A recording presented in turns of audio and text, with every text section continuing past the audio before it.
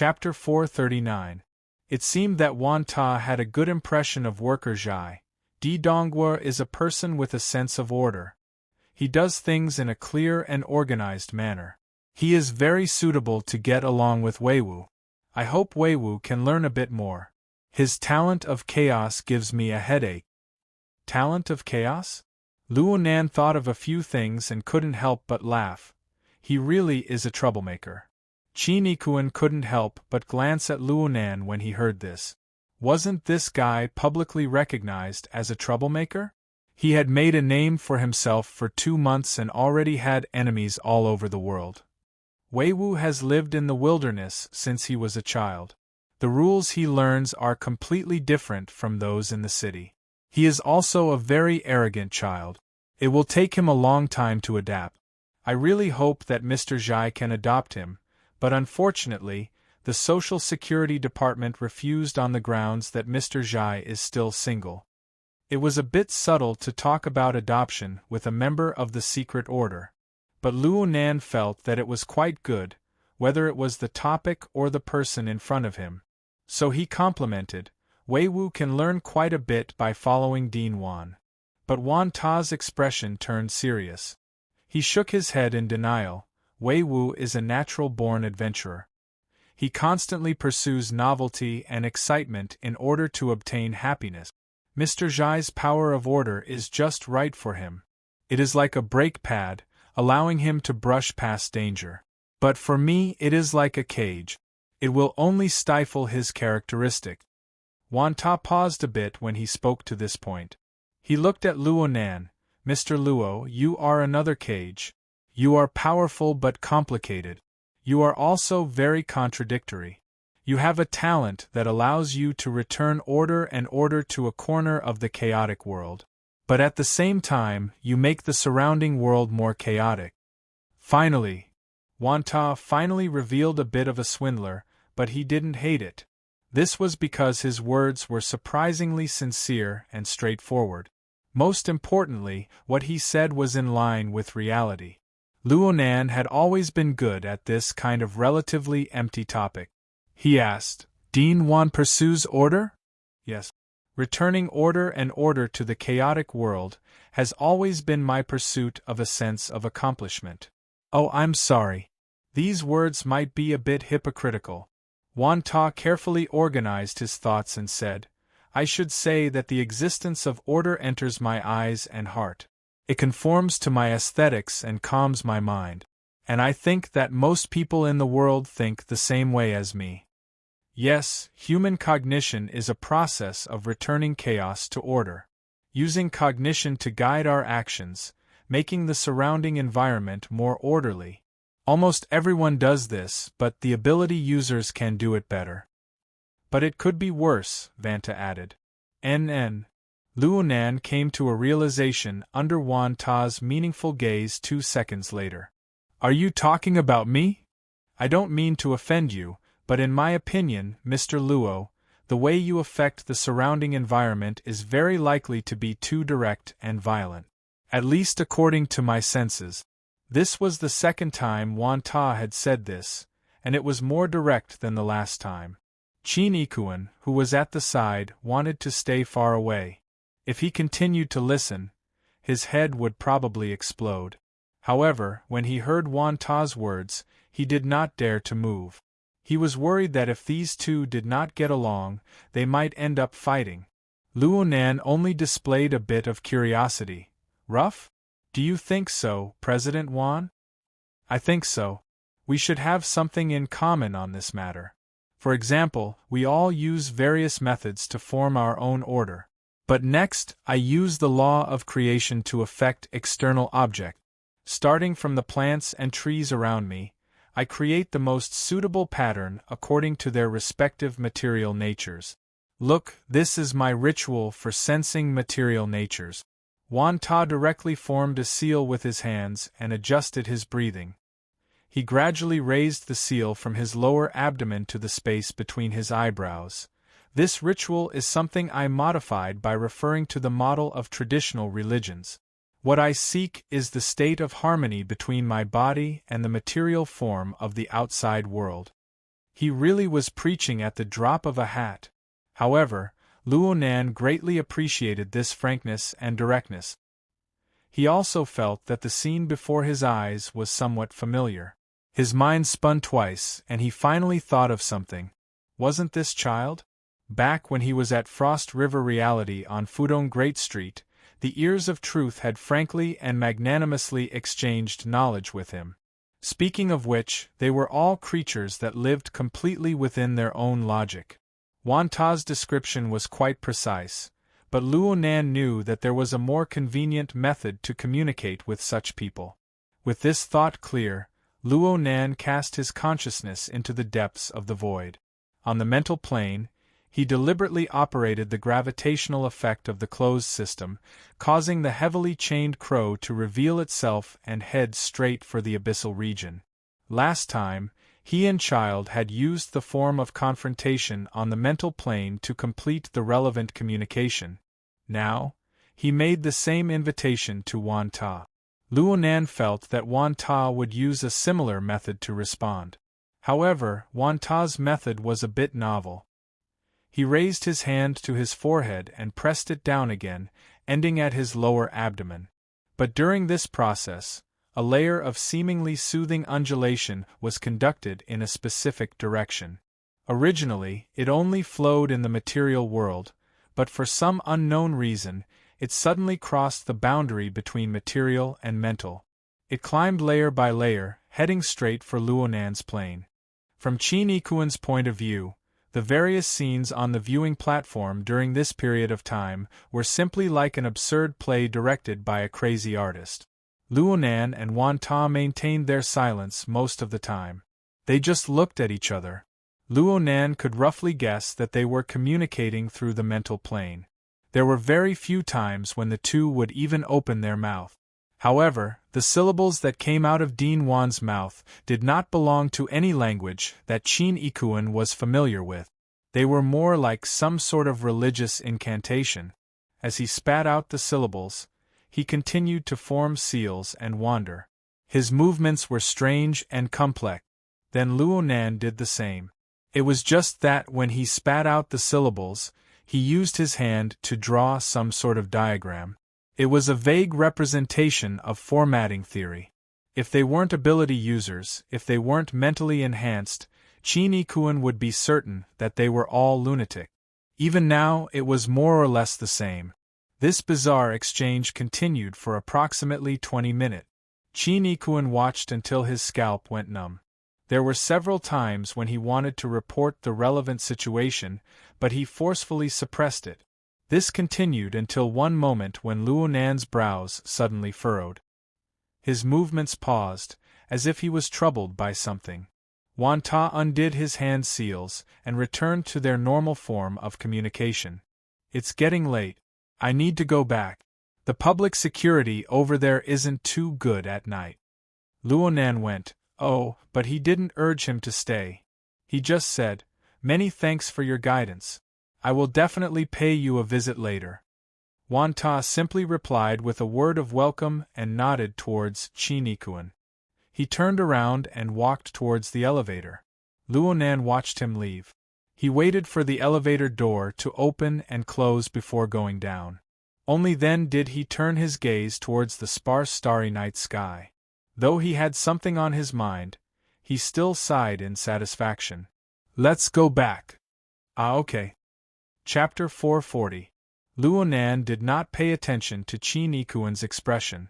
He rode the elevator up, his mind still recalling what he had learned from the previous exchange. He had benefited greatly from the exchange with Wan Ta. That person's understanding of order, especially the difference in the two's methods of achieving order, was described to perfection. It was displayed without restraint. Just as Wan Ta had said, Luo Nan's method of achieving order was to change his own body, including the existences of the plants and trees around him. He formed a materialized space. There was nothing else besides these. Therefore, even though he was communicating on the mental plane, he was using material waves to influence the mental plane. He was not using soul strength. This was even more material than fleshly body strengthening. This was the fundamental reason why his order called it creation. As for the so-called creator, that was an overinterpretation. But from Luo Nan's perspective, Wan Ta's law of creation was more like a mirror. It reflected his own understanding and practice of order. The current effect of Luo Nan's formatting theory was a kind of restraint on the mental willpower. It gradually moved from the mental plane to the material plane. In a certain sense, this kind of restraint was the most thorough. But because of the extreme complexity of the mental plane, there were times when one would pay attention to the beginning and forget about the end. In comparison, the specific rituals and methods of communication between them were just minor details. "Mr. Luo? Ah, we're here." Luo Nan came back to his senses. He saw that the elevator door was already open. He patted his head, said good night to Qin Ikuan, and returned to his room. He hastily washed his face and lay down on the bed. He closed his eyes and let his thoughts enter a more pressing track. He did not forget that the reason he had interrupted the exchange was because there were more important things he needed to do. Luo Nan's consciousness followed the internal connection of the sealed system. It passed through the greatly warped mental curtain and cut into the depths of the mental plane. Suddenly, a rolling mist spread out before his eyes. It was like the boiling of the ocean, roaring and turbulent. "TSK, I knew that this method wasn't reliable." After confirming the current situation, Luo Nan calmed down a bit. He went into an out-of-body state in his bedroom, hooked up the external neuron, and shot out through a crack in the window into the night sky. Luo Nan's soul body arrived 10 kilometers away in the wetland jungle of Acumen College in the blink of an eye. He locked onto the building of gear and flew down. Another 10 seconds passed, and Luo Nan entered the cloud world. The scene from the Wraith Sign's perspective just now was happening in front of him in an even more frenzied manner. Amidst the suddenly amplified noise, a huge amount of clouds and ice crystals swept past like an uncontrollable tsunami, displaying the worst side of the cloud world. Luo Nan floated in the air, his soul cloak fluttering and swirling. He continued to interfere with the surrounding material world. This could be considered a brief warm-up.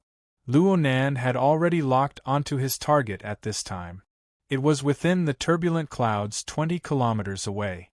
A mushed-mouth ape flew as fast as lightning, but it also showed rare signs of panic and pain. It let out an ear-piercing screech as it flew at high speed. Its body kept twisting as it tried to shake off the bindings on its body. As for the binding, it was the Wraith Sign. "It's only been a few days and you've already created such a scene for me." Luo Nan was complaining, but he was actually quite excited in his heart.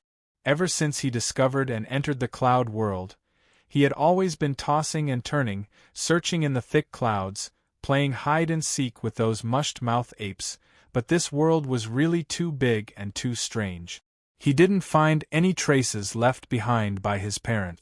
He also didn't find Snake Tongue's shadow. There was no way for Luo Nan to be satisfied with this sort of progress. Things finally changed for the better when the Wraith Sign entered. Even though this was the result of the fellow not doing proper work. The mushed-mouth ape that lived in the cloud world was an extremely terrifying predator, and the Wraith Sign was one as well. The Wraith Sign was able to coexist peacefully with the mushed-mouth apes for the past 10 days under Luo Nan's constraints. But as Luo Nan's energy was constantly diverted by other matters, this fellow finally began to run wild. 4 days ago, the Wraith Sign used its powerful hunting instincts to silently lock onto this mushed-mouth ape. It used the polar domain to use an inconceivable method of infiltration to unwittingly lock onto the lifeline of this mushed-mouth ape. Then it exerted its strength today. The Wraith Sign's originally incorporeal body had already become indistinct and visible due to it being infinitely close to the material plane. Most of its body sunk into the back of the mushed-mouth ape. It greedily extracted the energy and blood of the mushed-mouth ape, transforming it into the nutrients it needed. Without a doubt, this marathon hunt had reached its end. The wraith sign bit into the throat of its prey and began to reap the harvest. But like all nature documentaries, this primitive and wild hunting operation had a very high probability of failure. Since the mushed-mouth ape's energy and blood was extremely vigorous, the transformation required a certain amount of time. The wraith sign seemed to be in control of everything right now, but it was actually at its weakest. It was infinitely close to the material plane, which meant that normal methods could strike it. The wraith sign was alive and well right now because it had effective control over the prey beneath it. But this control was unable to affect the other mushed-mouth ape. Right now, the prey beneath it shrieked in pain and the turbulence brought about by its high-speed flight. The other mushed-mouth apes had already received the relevant information. Even though they didn't have any kinship with each other, a few nearby mushed-mouth apes gathered over out of curiosity. The mushed-mouth ape's attack methods could cover the material plane and the mental plane at the same time. Could even blast all the way to the abyssal region on the mental plane. Once these mushed-mouth apes discovered the target and lent a helping hand, the wraith sign would become a living target. Luonan needed to do something, even though what he could do was very limited. The scarcity of options made it easier for him to make a judgment. He pondered for a few seconds, and his floating soul body suddenly sped up. The strength of his soul cloak slapping against the mist and ice crystals increased to the highest level. Rustling sounds rang out, and the interference force on the material plane was completely unleashed. At the same time, he expanded the range of his mental senses to the limit. One by one, he locked onto the mushed-mouth apes that surged over from all directions. It didn't matter what direction or distance they came from. As long as they were within the range of his senses, Luonan sent out a mental attack. The radius of Luonan's senses was roughly 25 kilometers. But when faced with a terrifying hunter like the mushed-mouth ape, the fragrance emitted by the soul body had to be at least 5 times the distance. The mushed-mouth ape was an existence that was essentially driven by instinct. They were practically unrestrained by social organizations. Between companions and food, what would they choose? Of course, it would be food. Chapter 441. Hurry up and get it done. Luonan didn't know how to instruct the wraith sign on how to devour a B+ rank mushed-mouth ape. He could only issue this vague command, turn around and run. He ran as far as he could. The speed of a soul body flying at full speed was quite impressive, but the mushed-mouth apes weren't inferior. Their attacks were like erupting lava. They could easily reach several kilometers with a single move. The degree of deceleration was so small that it made people want to cry. This situation was completely different from how Luonan dealt with Tianbang and the others. Back then, Luonan was playing a game of hide and seek. He wandered about on the mental plane, completely occupying the home field advantage. He came and went as he pleased. And right now, though he was flying in the clouds, it was like he was playing a hopscotch game in the magma of the Earth's crust. The attacks from the mushed-mouth apes were far too berserk.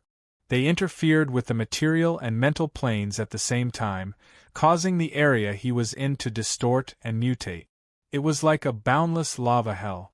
After the attacks overlapped many times, even the incorporeal mental curtain burned one after another. It turned into a deathly stillness and blankness. This was the first time Luonan had seen the mental curtain being burned and destroyed. Of course, it would slowly recover after a dozen or so seconds. The so-called burning should be a kind of extremely distorted illusion. From Luonan's perspective, every time this situation occurred, it was the same as cutting off most of his escape routes. He needed to increase the distance, and he needed to dodge attacks from time to time.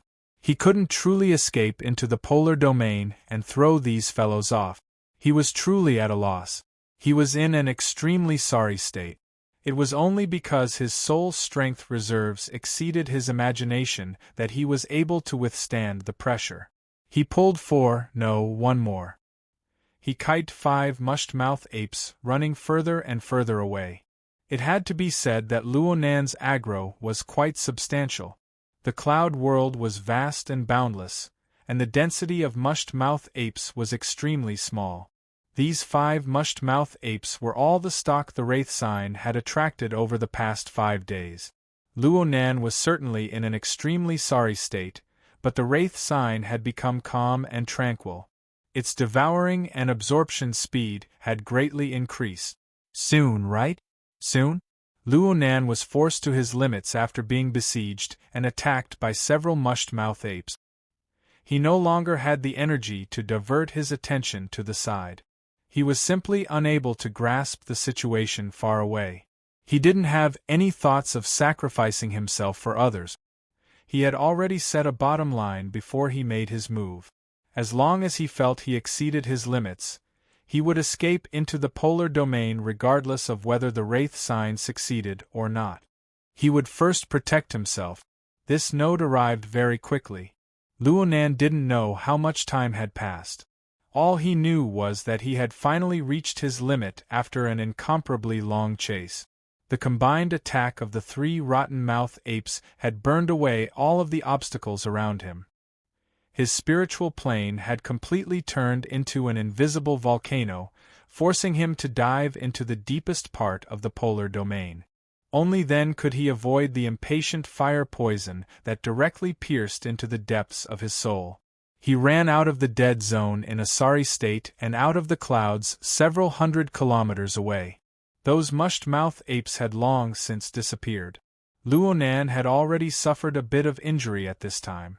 In the depths of his soul body, there was a burning sensation, and he did not know where the problem was. Fortunately, the external neuron was now occupying the core of his soul body, and it had even formed a condensation ring. As the mental and physical planes interchanged, the heat and dryness were expelled bit by bit. This process was extremely slow. Luonan estimated that he spent nearly 2 hours in order to dispel most of the fiery energy. Though the remaining energy was still being channeled, he was worried about the time issue in the outside world. He didn't dare to stay for too long. He wanted to go back and deal with it. Only now did Luonan have the leisure to pay attention to the Wraith sign. Well, no matter what, this guy wasn't dead yet. Now it slept? This was Luonan's first time seeing the sleeping appearance of the human-faced arachnid, and the place it slept in was very odd. Right now, the Wraith sign's figure was half incorporeal and half incorporeal. It lingered in the boundary region between the mental and physical planes. However, it looked quite safe because it was hidden within the body of the mushed-mouth ape. The snake swallowed the elephant. It did not swallow the elephant, but instead formed a strange parasitic relationship. The mushed-mouth ape's blood energy was far too thick. This was a powerful life form comparable to AB+ rank. Even if the Wraith sign absorbed it in an unending stream, it would not be able to digest it all in a short amount of time. In this way, the mushed-mouth ape had the Wraith sign within its body, and the Blood-Soul Temple was within the Wraith sign's body. The levels were clear. However, the flow of the blood energy within the mushed-mouth ape really needed to be studied in detail. Luonan was suspended in the depths of the mental plane, and he let out a breath of relief. It was only now that he was convinced that he was able to escape unscathed from the joint attack of 5 mushed-mouth apes comparable to AB+ rank.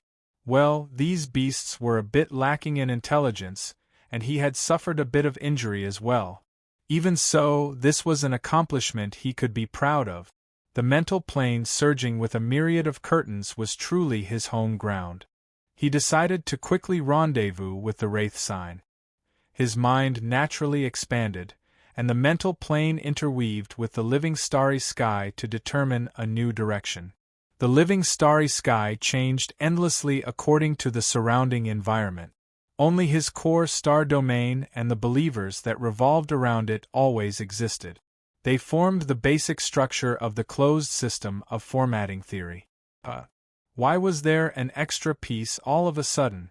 Within the living starry sky, a bewildering yet real nebula appeared within Luonan's system. It revolved around the periphery of his core star domain. There was no doubt that it had already entered the range of society formatting that Luo Nan could control. However, due to the influence of its own chaotic order frame, its structure was still somewhat fuzzy. That's right. The Wraith sign should have already controlled the mushed-mouth ape. Then from a system perspective, Luo Nan suddenly came to his senses. His telepathic thoughts seeped out, and several hundred kilometers away, the dispirited and listless mushed-mouth ape suddenly opened its fierce eyes. It was a bit confused, but it was extremely quiet. It was quiet like a wooden puppet. Was this for real? Luo Nan's soul body was infected with the habits of his fleshly body once more. He gasped in response, and then he issued an order from a distance. Turn around! The mushed-mouth ape hesitated slightly, but a tenth of a second passed before its enormous body, which was over 6 meters tall, turned around. Raise your left leg. There was still a moment of hesitation. Then this vicious creature really did a golden rooster standing on one leg, and it maintained this posture. Punch! Jump! Fly! The mushed-mouth ape's reactions varied in speed, but in the end, it would carry out Luo Nan's orders without any discount. Luo Nan gradually came to understand. The mushed-mouth ape's hesitation was actually an interpretation of his telepathic thoughts. It was an adaptation process. After a dozen or so orders, the mushed-mouth ape's hesitation was practically non-existent. Oh really? How should he put it? Luo Nan's soul body made a gesture of spreading his hands. Actually, it was very difficult for him to hold back his laughter. A tyrannical vicious beast comparable to AB+ rank was under his command just like that? The results obtained from the Wraith sign's willful actions were simply inconceivable. Chapter 442. After brushing shoulders with death several dozen times, he had finally accumulated enough luck to exchange for the embrace of the goddess of luck? Luo Nan sprinted the entire way, quickly traversing several hundred kilometers. He arrived at the area where the mushed-mouth ape captive was located. The bewildering nebula corresponding to the mushed-mouth ape had already stabilized its orbit. It was extremely deep. If one were to convert it into the stratification of the social format, then it would enter the third level, the technician level. It would stand side by side with the Wraith sign. The technician level? How could a captive do that? The definition of the stratification of the social format was that there were priests and politicians, and there was no need to care about the students. The most essential difference between a technician and an employee was that an employee could only display their abilities to serve Luo Nan, while a technician could increase Luo Nan's own abilities by a considerable amount. In terms of strength, the Wraith sign and Baze were currently in a direct confrontation. Baze would most likely obtain victory without Luo Nan's interference. However, the Wraith sign was able to firmly occupy the technician level. The fundamental reason was that Luo Nan's soul strength could operate more efficiently through a special Darksider life form like the Wraith sign. His My Heart's a Prison ability formed a perfect match with the Wraith sign, and the Wraith sign was the largest supplier of his soul strength reserves. Looking at it this way, the mushed-mouth ape certainly had something special that could be used to enter the technician level. As for what it was, he would know after using it in the future. But how would he use it? He couldn't bring such a big guy over and take him away. If he really had to fight an enemy, was he supposed to pull the enemy into the cloud world? Oh, so you're saying? Luo Nan's heart thumped. His train of thought suddenly deviated to a new direction. He was a bit unable to restrain himself as soon as this thought arose. Come. Don't think too much. You'll know once you try. Luo Nan didn't say anything further. His thoughts moved, and a subtle change occurred in the structure of the external neuron that was one with his mind. It opened up a channel to the normal world. Big monkey, can you go through? The mushed-mouth ape sensed Luo Nan's thoughts. Its strong and sturdy body flew directly toward the incorporeal channel. This situation was similar to when he drove the human-faced arachnid into the cloud world. It was just that the direction was reversed. Luonan observed from behind. He saw the mushed-mouth ape's figure slightly warp in front of the incorporeal channel. He was filled with anticipation, but then he suddenly remembered. The channel in the normal world led to the space of the tree-hole. The mushed-mouth ape was over 3 meters tall, and his shoulders were wide and round. Once he went over, that narrow space would immediately explode. The mushed-mouth ape had already taken half a step into the incorporeal passageway. Luonan didn't have the time to think too much. His soul body arrived before the mushed-mouth ape. The familiar narrow environment was indeed the space of the tree-hole. It was very difficult to stop the space tunnel on both sides. Otherwise, there was no telling what would happen. Shift. At the same time, Luonan used telescope mode to observe the changes in the structure of the space of the tree-hole as much as possible after the return passage opened. At this moment, even Luonan himself didn't know what he was doing. He just felt a scorching aura overflow from the void. The space in the tree-hole was clearly shaking, creaking. Perhaps it would collapse in the next moment. Luonan's soul cloak fluttered in the wind. He shielded this attack with all his might, protecting this place. However, at this moment, the soul strength that belonged to him was being consumed at a terrifying rate. This was the first time ever since Luonan possessed this excessive amount of soul strength. This was the first time such an astonishing leak had occurred. It was as if a large hole had been dug into the seabed, and an enormous amount of reserves poured down in torrents. The hole was located at the location of the external neuron. The external neuron was the key to opening the world tunnel. The condensation ring structure was the external neuron, but a special structure would naturally form in the hollow region of the ring when the world tunnel was opened. The scale was far too small, exceeding the limits of Luonan's senses. He never knew the specific circumstances. Perhaps it was due to the effect of Luonan's intense willpower, but the external neuron, which was connected to his mind, used a special method to warp the key structure in the hollow region. The key structure trembled and changed within a certain range. Every time it trembled, a large amount of soul strength was burned and consumed.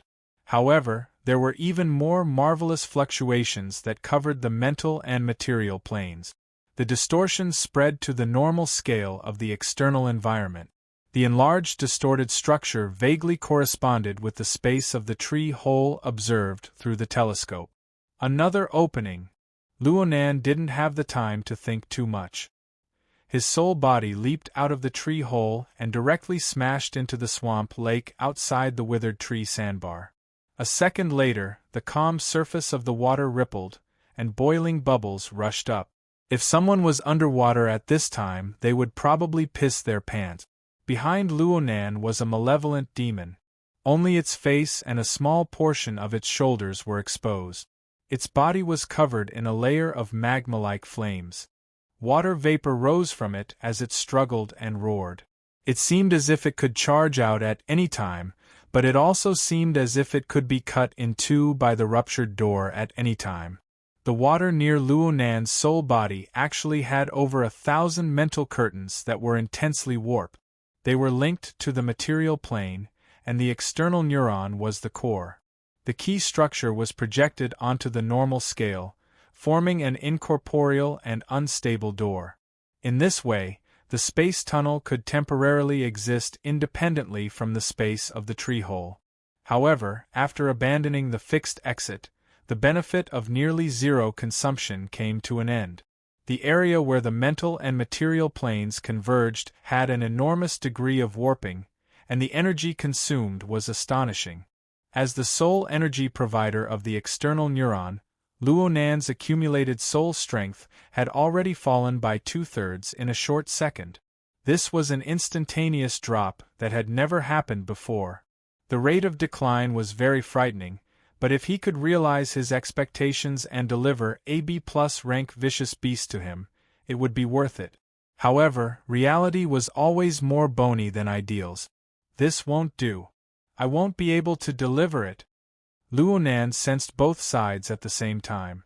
He knew that the cloud world and the normal world were connected by a crack that could transport objects. But the volume and weight of the object were not important. What was truly troublesome was the influence it had on the framework of the world order.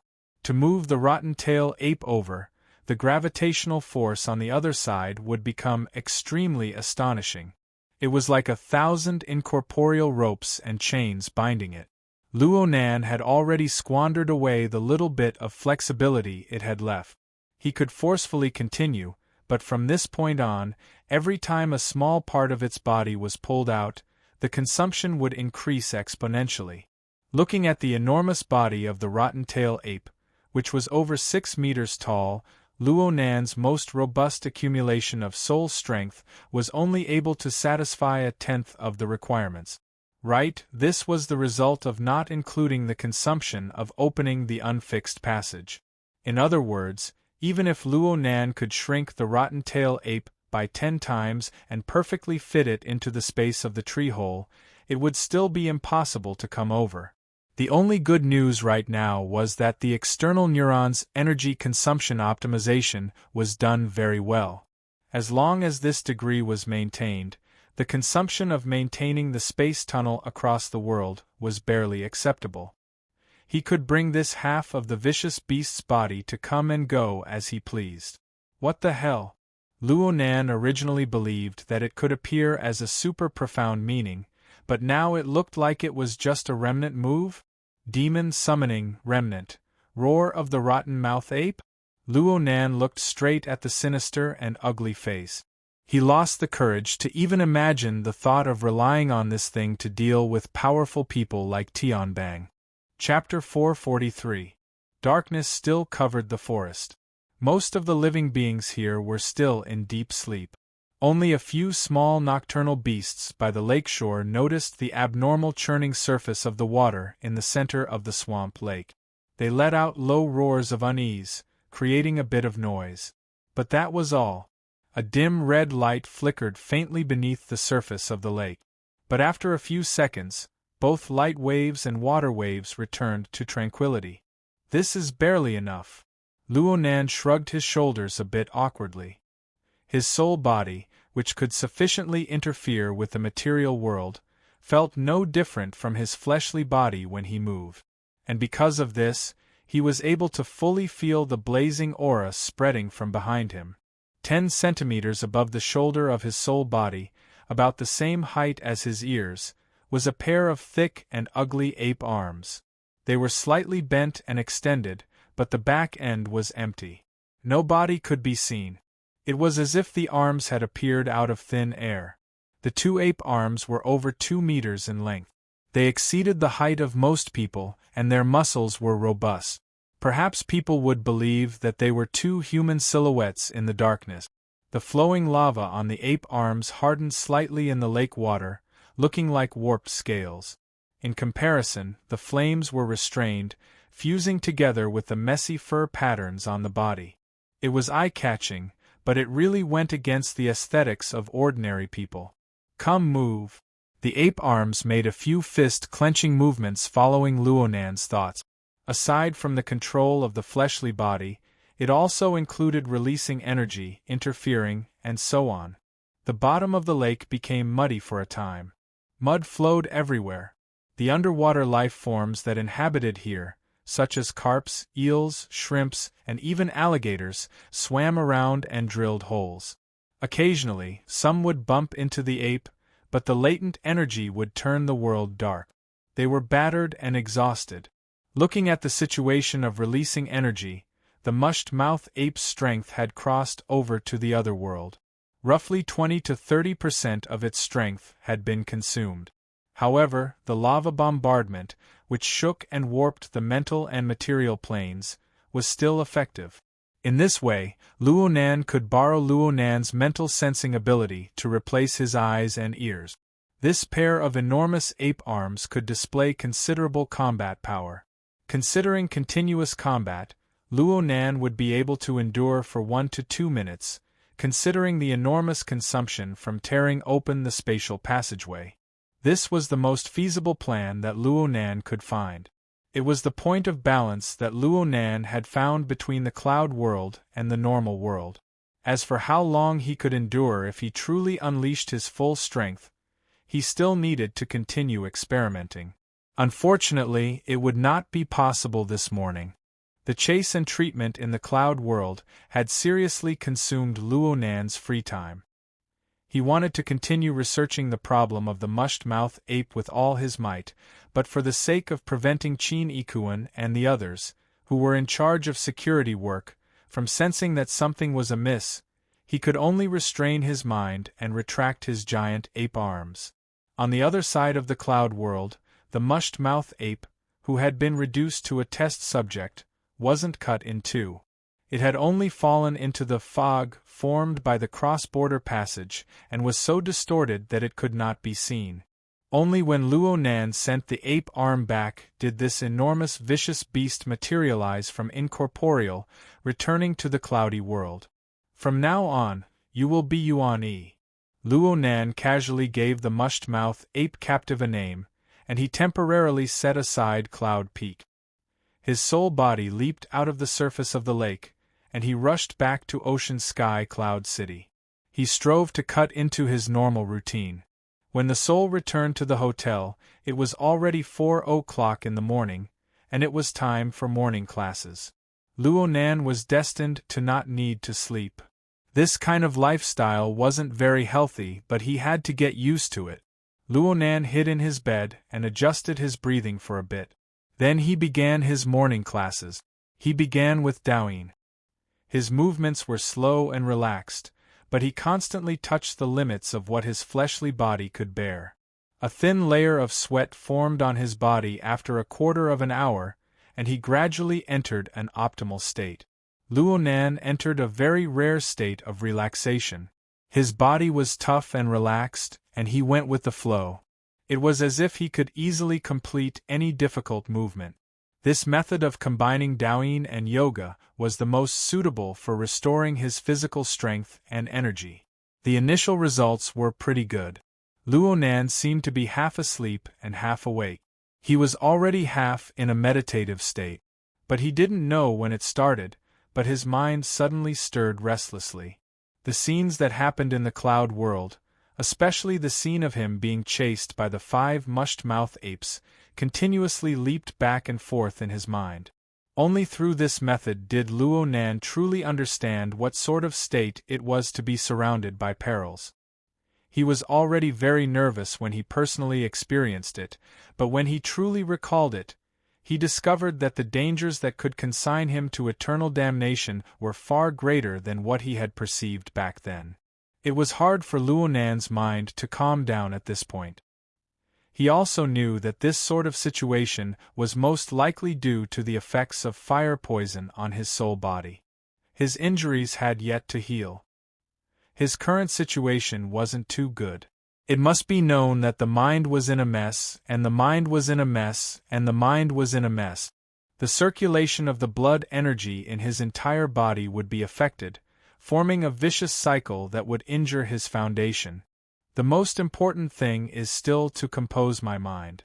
Gym Master Xiao once said that it's hard to be calm in the midst of stillness. I should seek to be in motion. I still have a place to start. Luo Nan's mind changed, and he no longer forcefully restrained himself. A strand of thoughts of divinity naturally followed one of the most profound trajectories in recent times. It revolved and transformed. In the blink of an eye, a transparent bead of water condensed in front of his forehead out of thin air.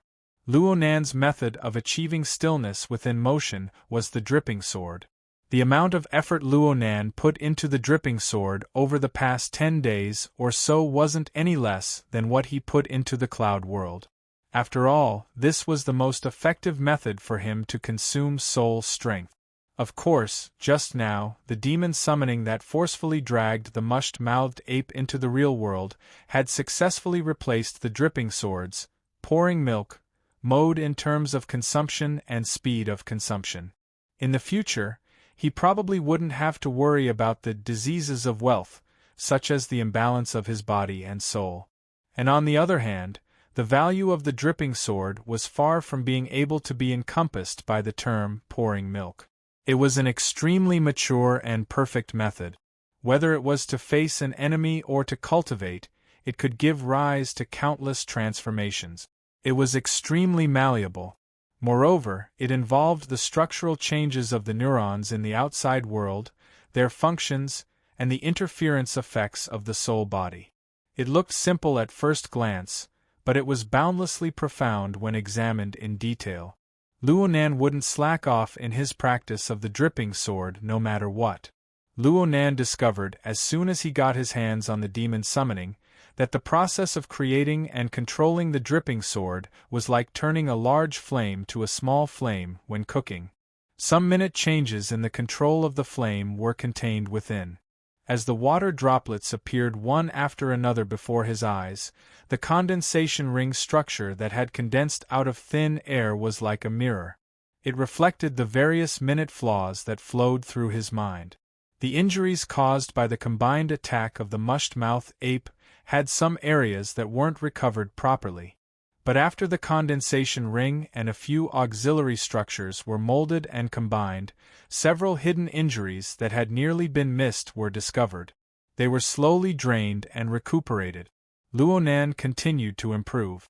Luonan thought of the words that Gym Master Xiao had once said, "One is civil, one is martial. Tension and relaxation have their own path." That was probably it. Luonan gazed at the dozen or so water droplets arranged in a row, and he suddenly slapped his forehead. He activated the recording function of the hexaear to record the entire process of cultivation. He did this because he needed to be completely focused when forming the dripping sword. Sometimes, he clearly knew that a flaw had appeared, but it was hard to keep track of it. With the recording, he could review the process in time. It was beneficial for him to adjust his progress. Complete concentration, repeated practice, video review, and guidance from a famous teacher. Luonan practically possessed all of these requirements needed for precise practice. Naturally, his progress was godly. Luonan tested it out, and the recording function was turned on. Only now did he truly begin to practice. His training method was like an assembly line. First, he concentrated his energy on creating the core structure, the condensation ring. He created the maximum number of condensation rings within a preset amount of time, ranging from 100 to several hundred. Then, he began to add auxiliary structures to each condensation ring to form the complete dripping sword. Finally, he counted the number of complete dripping swords that remained. The requirements for this process were quite high. The exquisiteness of the condensation ring determined whether or not it could persist to the end. The various auxiliary structures, including the coordination between them, all had a direct effect on the lifespan of the dripping sword. Luonan was already familiar with the process, but due to the influence of his soul body's injuries, as well as the fact that he had to convert between civil and martial fire, there were many flaws in the beginning. 15 minutes passed, and only 122 complete dripping swords remained. Tisk, I've regressed. The recording this time had practically no value at all. Though Luonan was dissatisfied, he didn't delete the relevant recording. After all, in a combat environment, he might not always be full of spirit and energy, and his condition would be at its peak. 122 dripping swords would be 122. He could consider going a bit higher for today's match. 122 dripping swords flew out from a crack in the window under Luonan's mental control in the next moment. They soared straight up, quickly breaking through the city's traffic layer. They continued to climb until they entered the chaotic airflow of the upper troposphere. His sensing radius exceeded 20 kilometers, allowing his dripping swords to continue climbing all the way until they entered the stratosphere. But that sort of environment would lose the meaning of training. Therefore, these 100 or so dripping swords stopped in the troposphere. They were like a school of fish swimming against the waves, spiraling and swimming. They needed to resist the low temperatures and violent airflow of high altitude. Sometimes, they also needed to depend on Luonan's mood. They swam up and down, accepting the test of life and death. Luonan could verify the firmness and stability of the dripping sword's structure through this method. Only a dripping sword that passed this test was a qualified dripping sword. Luonan was already familiar with this. He could control the 100 or so fish as he washed and dressed at the same time. He was thankful for the hotel's allocated laundry facilities. His clothes, which were soaked with sweat last night, were now as clean as new. Luonan opened the door and left after dressing himself neatly. The door to the room next to him opened at nearly the same time. Chinikuan also put on his training clothes and came out to say good morning. Mr. Luo, let's go together. Together. How about the green oxygen running track of Acumen College? No problem. Chapter 444. Luonan and Chinikuan controlled their speed, spending around 20 minutes to enter Acumen College's campus. During this time, a school of fish was always active 10 kilometers above Luonan's head. A portion of them had already collapsed or turned into ice crystals under the continuous impact of the counterwave. However, there was also a portion that was quite tough. Even though a portion of the auxiliary structure had problems, the main condensation ring was able to maintain its stability. Even though the number of dripping swords continued to decrease, soon falling below 100 swords, maintaining this number from a distance consumed a considerable amount of soul strength. The consumption of energy was even more astonishing. Plus, Luonan had fought continuously last night. He hadn't gotten a good rest all this time. Right now, he needed absolute willpower to maintain a focused state. Right now, Luonan didn't pay much attention to the outside environment. He only traveled with Chinikuan. Otherwise, he would get hit by a car on the road. It would be very difficult for him to safely walk to the green oxygen track. In the following time, Luonan circled the track around the campus for around 10 kilometers. The dripping swordfish in the troposphere had been thoroughly inspected by the high-altitude turbulence and low temperature. All the defective products were eliminated, leaving only 10 swords in the end. Luonan was able to persist until this moment. Every single dripping sword, every single link on the dripping sword, including the main body and the auxiliary links, had reached a level of perfection and perfection in Luonan's cognitive level. Perhaps the condensed water beads were fragile, but their core structure and auxiliary structure were as stable as boulders. Unless Luonan broke off the support for them, or if the troposphere suddenly erupted with extreme weather such as a violent blizzard, they could completely persist there for 10 days to half a month and still maintain their structure intact. The success rate has dropped a bit, but the number of survivors is more or less the same. Luonan was quite satisfied with the results of today's morning exercise. Right now, a mere 10 dripping swords were no longer able to consume his soul strength.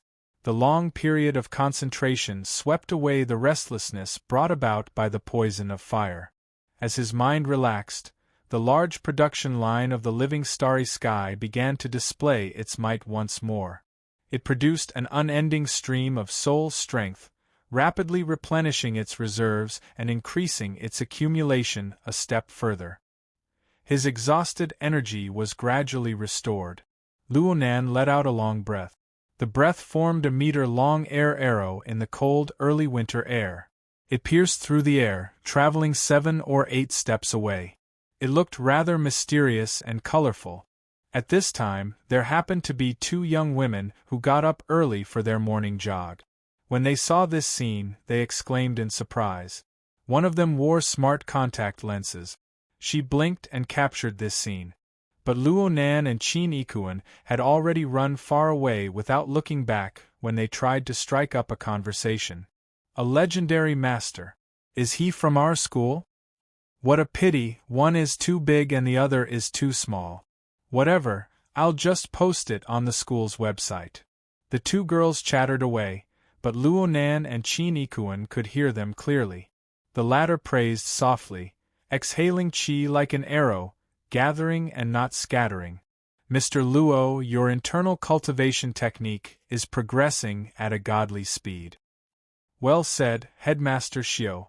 This is also the result of interference force. Luo Nan was already used to the constant interference effect of his soul's strength on the material world. This was not only the case when his soul was in an out-of-body state, but it was also the case when his body and soul were present. This could help him familiarize himself with the subtleties of the material plane and harmonize his body and mind. Otherwise, even if he held a dagger or a gun, he wouldn't be able to make Shuelei breathe during the battle. This kind of training method was something Luo Nan realized himself. No one had taught him.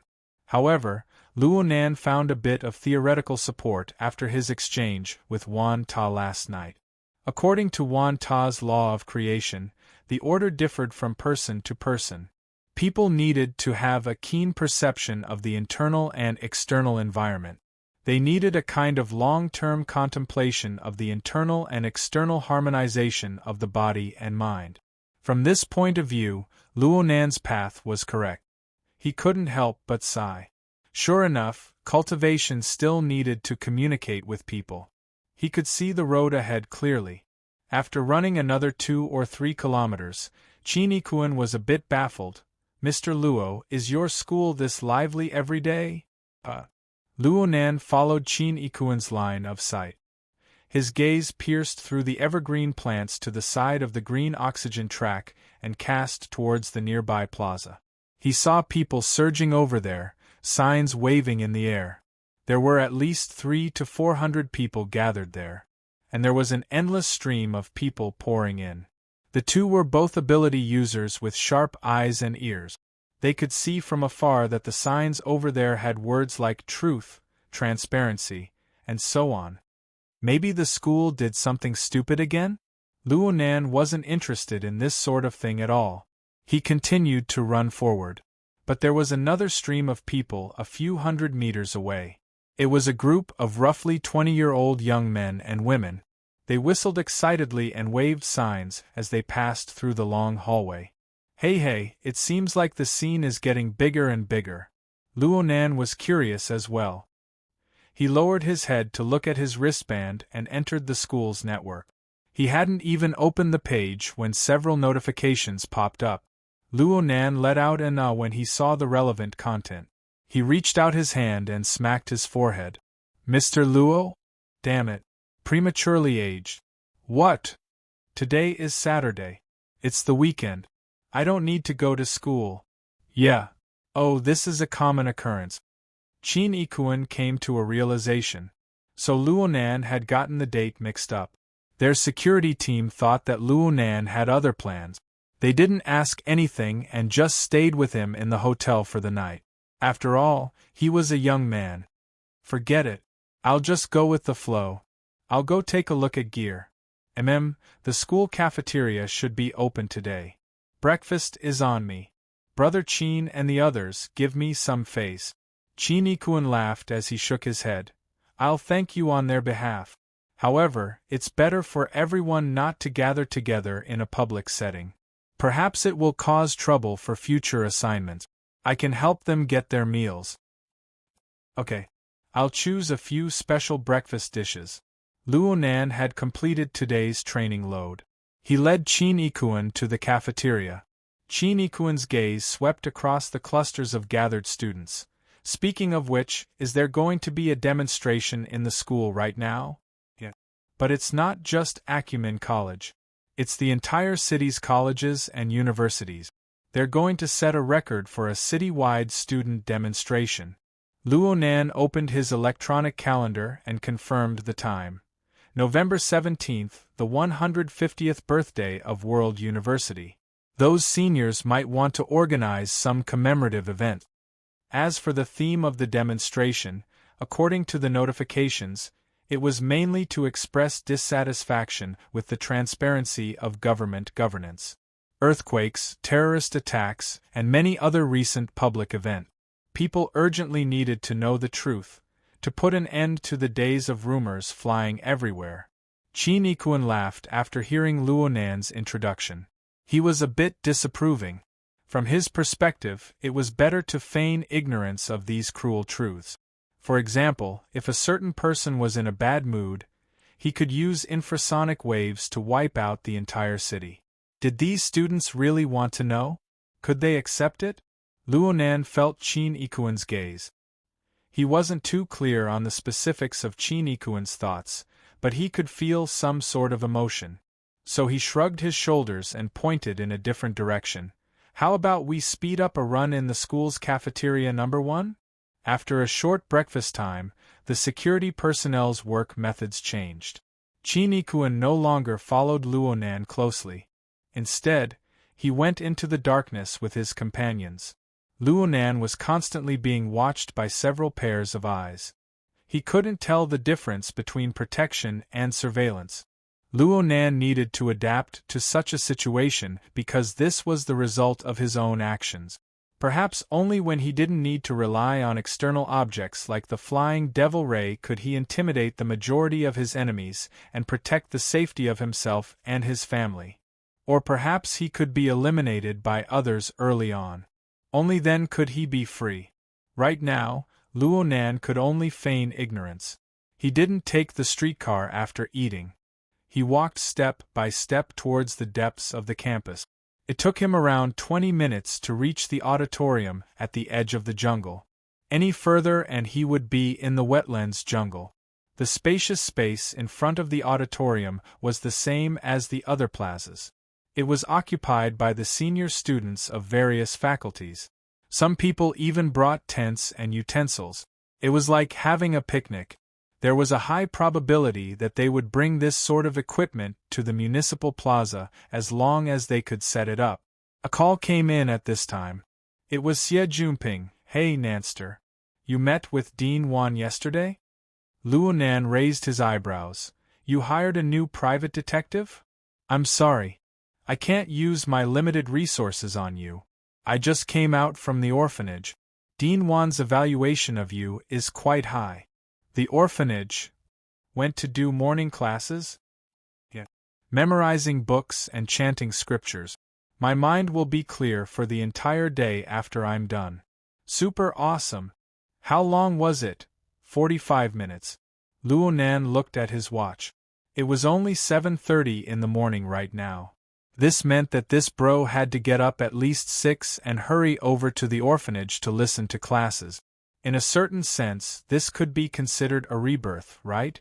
Dean Wan was certainly a master craftsman-level teacher. To be able to correct a half-degenerate wastrel like Xie Junping to this step, the prodigal son's secret technique, the return of the prodigal son, should be nearly at the max level. Xie Junping asked him, "Where are you right now?" "I'm watching my seniors have a picnic in the auditorium plaza." "You're at school? You're also participating in today's parade?" "Sorry. I'm not that old. I'm not that bored either." "Humph.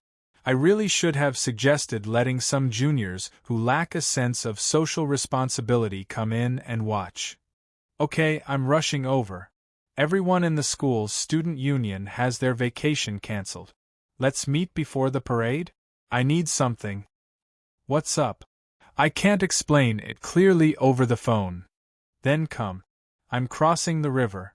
See you at Gear in a bit." "Oh right. The interior renovation project will be suspended for next week."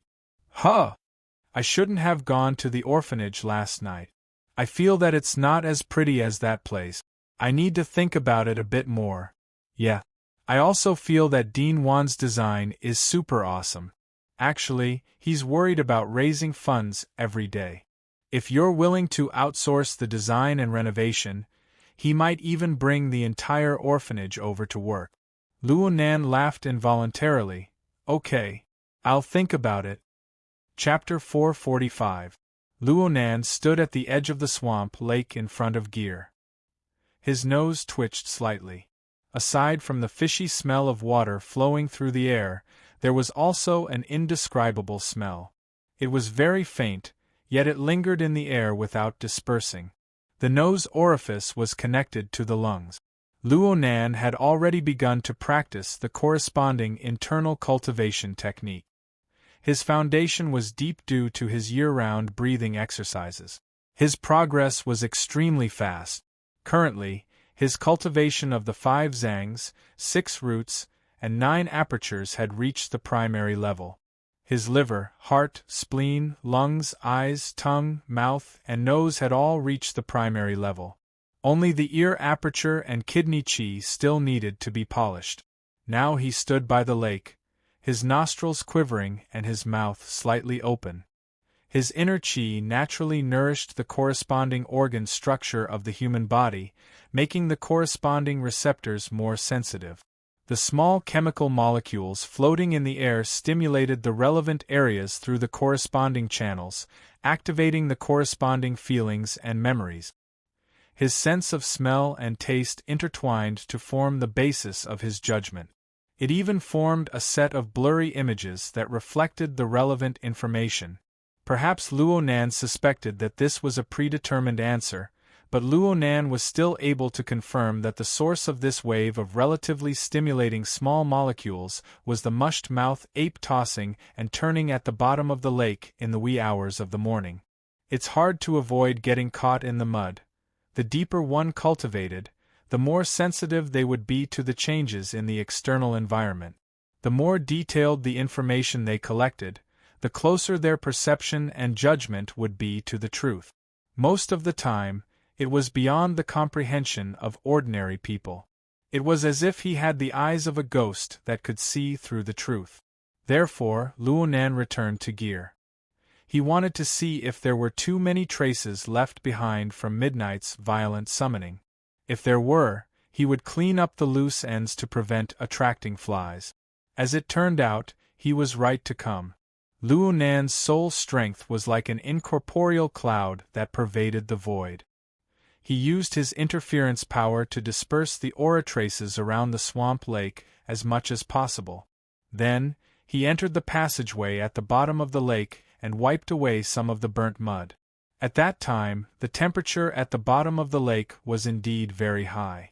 Even if the mushed-mouth ape had crossed the boundary between the two worlds, its destructive power was still quite shocking. This was very good. However, it wouldn't be fun if they were discovered early on.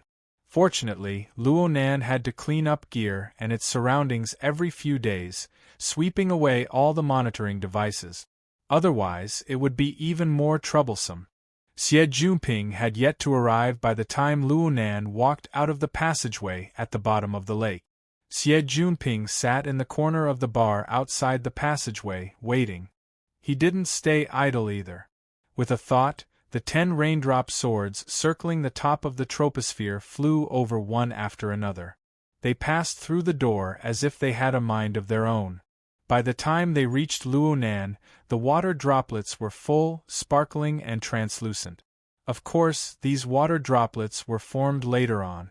Under the harsh environmental test at the top of the troposphere, it was difficult for the external water droplets to exist for a long time. They could only be driven by the strong structural framework to ensure an endless stream of water droplet. Perhaps this was the true killing move of the water drop sword. Luo Nan pondered over the concrete scenario of facing the enemy. Unfortunately, he was unable to find an opportunity to experiment, so he stopped thinking about it. To him, there were other uses for these 10 water drop swords that he had spent so much effort to condense and test them. Come on, it's time for nutrition. The electric light between his eyebrows flickered, and the external neuron in the form of a dripping sword emerged from his skull. The electric fire that lingered around it suddenly forked and struck the other 10 dripping swords. The water droplets instantly evaporated, but the structural framework was still there. It even formed a subtle connection with the external neuron. The external neuron trembled, miraculously projecting its current structure onto the other 10 dripping swords. Similarly, the other 10 dripping swords also mapped their respective structural details onto the external neuron. Just as he had experienced before, the higher his cultivation, the more different his perception became. When one progressed to a certain degree, it would already exceed the scope of common sense. It would even subvert one's worldview. Luo Nan's cultivation progress was extremely fast. It was not excessive for Qin Ikuan to praise him with words like godly speed. At the same time, his perception of the world was endlessly deepening. His current perspective and viewpoint were somewhat different from what they were a week ago. The difference was even more obvious after 10 days to half a month. This kind of change was perfectly embodied on the dripping sword. It was embodied on the structural circuit constructed by the external neuron. Luo Nan's attainments in the dripping sword could be said to be at a high starting point and a high level. He had just entered the door, but he had already surpassed the efforts of the vast majority of people. The condensation ring mold he had constructed for the external neuron earlier was a divine item that he had miraculously obtained in his peak state. It broke through the boundary between the mental and material planes in one fell swoop. It was the core that allowed Luo Nan to fully display the circulation of his soul strength. But as time passed, Luo Nan's soul strength continued to rise. His 9 orifices and 6 roots technique continued to perfect, and the level of his perception grew increasingly deep and rich. Looking back at the divine item from back then, there were some places that didn't seem to be able to withstand scrutiny. It would have been fine if the dripping sword was a consumable technique that could be used and thrown away at will. But he used the external neuron as a molding material, preserving the structural circuit for a long period of time. In this way, even the slightest flaw would be reflected in his mind, stimulating and reminding him at all times. He couldn't bear it no matter what. Right now, the external neuron was connected to the energy of the other 10 dripping sword. Their configurations reflected each other, superimposing and resonating. Due to the difference in materials, the skeletal structure of the other dripping swords was gradually unable to withstand it. They disintegrated one after another. The external neuron was much better, but it also referred to the structural changes of the other dripping swords and carried out minute adjustments. It sought the most stable structure under the destruction of resonance, ensuring that it was sturdier and more stable. Luo Nan closed his eyes. He paid attention to this process purely through his senses, experiencing the most exquisite aspects within. Luo Nan had discovered this method by chance. It made full use of the external neuron's marvelous intelligence, allowing it to possess a sturdy structure while still being able to guarantee continuous plasticity, striving for perfection. It also guaranteed that Luo Nan's research on the dripping sword would always be active, seeking change, and absolutely not sticking to convention. Oh, Dean Wan had said similar words before. Luo Nan felt that this was the right path. He couldn't see the end for a while. Xie Junping finally arrived after the structures of the 10 dripping swords had completely disintegrated. He rushed back directly after the morning class. He was still wearing a set of archaic exercise clothes. It matched his excessively young face, making him look a bit comical. But if one only looked at his face, one would feel that he was glowing with health. He was brimming with energy. He was completely different from the bewildered nocturnal creature of the past.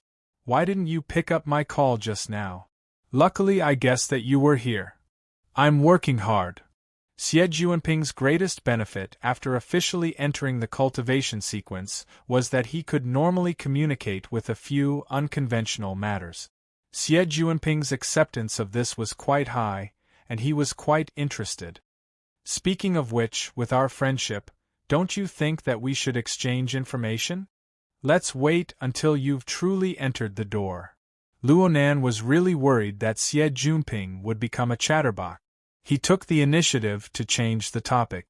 What do you need from me? Xie Junping was a bit hesitant. I'm afraid that you won't like to hear it. Luo Nan raised his head to look. He more or less understood what was going on when he saw Xie Junping's expression. It's related to this place? Xie Junping sighed. He sat on an empty chair in front of the bar. The ownership of gear will be decided soon. We'll enter the final bidding phase tomorrow. An announcement might be made on Monday. Do you want to go take a look? There's no need to participate in things that I can't decide on. Ho ho, your tone is getting bigger and bigger. You really don't want to go? Luo Nan laughed as he shook his head. Xie Junping sighed once more. He moved his elbows back and rested them on the bar counter. He raised his head in an exhausted manner. There's been such a huge change in the middle, but both sides are actually able to hold on until the end. Right now, the Construction Society is still quite confident. On the other hand, the Divine Research Society's previous financial backer has withdrawn his investment and merged with the Construction Society. This has dealt quite a blow to them. The newly invested LRCF is lukewarm. There's no sign of an increase in the stakes. They haven't even given up yet. I've looked for Tang Yi quite a few times, but I haven't gotten any clear words. Sigh. With his current friendship with Lady Du, it would be great if he was still the president. LCRF. Life Fund. The corner of Luo Nan's lips curled up. Greedy capitalistic old wolves. Those in power are vainly trying to grasp power at straws. Xie Junping gave him a blank look. At the very least, my old man throws money in from time to time. He has a bit of authority. Now it was Luo Nan's turn to dissuade him. The Construction Society is up to no good. The LRCF isn't a good thing either. Since it's not a good thing for us to have anyone take over, why bother with this? These words make one's heart go cold. So it turns out that we've worked for nothing? Xie Junping laughed and turned his head. Speaking of which, what are you planning on doing in the end? Me? Luo Nan raised his hand to point at his nose. Conserve energy and prepare for war. Don't joke around. I'm being serious. Luo Nan's posture didn't change. He laughed involuntarily. Am I not being serious? It's true that I can't choose who will take over. But I will certainly properly communicate with those who take over what they want to do. It doesn't matter which method I use. Luo Nan's gaze pierced through the bottom of the lake and cast into the distance. It was in the direction of the large living area. Ocean Sky Cloud City was directly facing this place. Xie Junping followed Luo Nan's gaze and looked forward. All he saw was the turbid and dark bottom of the lake. He blinked his eyes. He didn't understand what was going on. Though I don't understand what you're talking about, it doesn't feel too good. Things won't get complicated, right? I hope so. After all, I don't want to complicate matters. There are far too many vexing matters. Luo Nan sighed. His fingertips moved to the space between his eyebrows. The external neuron mapped the relevant software interface, revealing his notepad. There were a bunch of unfinished matters on it. Big ones. Small ones. Things that could be spoken of. Things that couldn't be spoken of. Things that could be resolved. Things that couldn't be resolved. There were so many and so many things that needed to be broken through. Luo Nan wasn't in the mood to continue chatting when he saw these recorded matters. He stood up and waved his hand at Xie Junping. You go organize the parade. I'm leaving. Don't. The main character will only appear at the most crucial moment. The various teams might not even be able to make it to the city center in the morning with today's scene. The most important moment is in the afternoon. Of course, the best time is still at night. I still want to take a nap here. Chapter 446. This was not the first time Xie Junping had spoken of the miracles of gear. Luo Nan did not find it strange. After all, Xie Junping belonged to his formatting theory system. It was not a big deal for Luo Nan to agree with gear. Moreover, the formatting theory system was in a constantly expanding state. The range of influence and interference grew wider and wider, and the levels grew richer and richer. The corresponding feedback grew more and more abundant. Luo Nan, as the master, had eaten his fill. How could he not allow others to drink some soup? Under these circumstances, Xie Junping had unwittingly mutated his root receptacle. He possessed a foundation that exceeded that of ordinary people. Wan Ta's awakening ceremony was tantamount to capturing Xie Juanping's root receptacle, leading him into the door and activating his potential. Surpassing Du Yong on this foundation was a normal phenomenon. As for how things would develop in the future, and what they would develop into, Luo Nan needed to analyze the root and make a clear direction before he could make a judgment.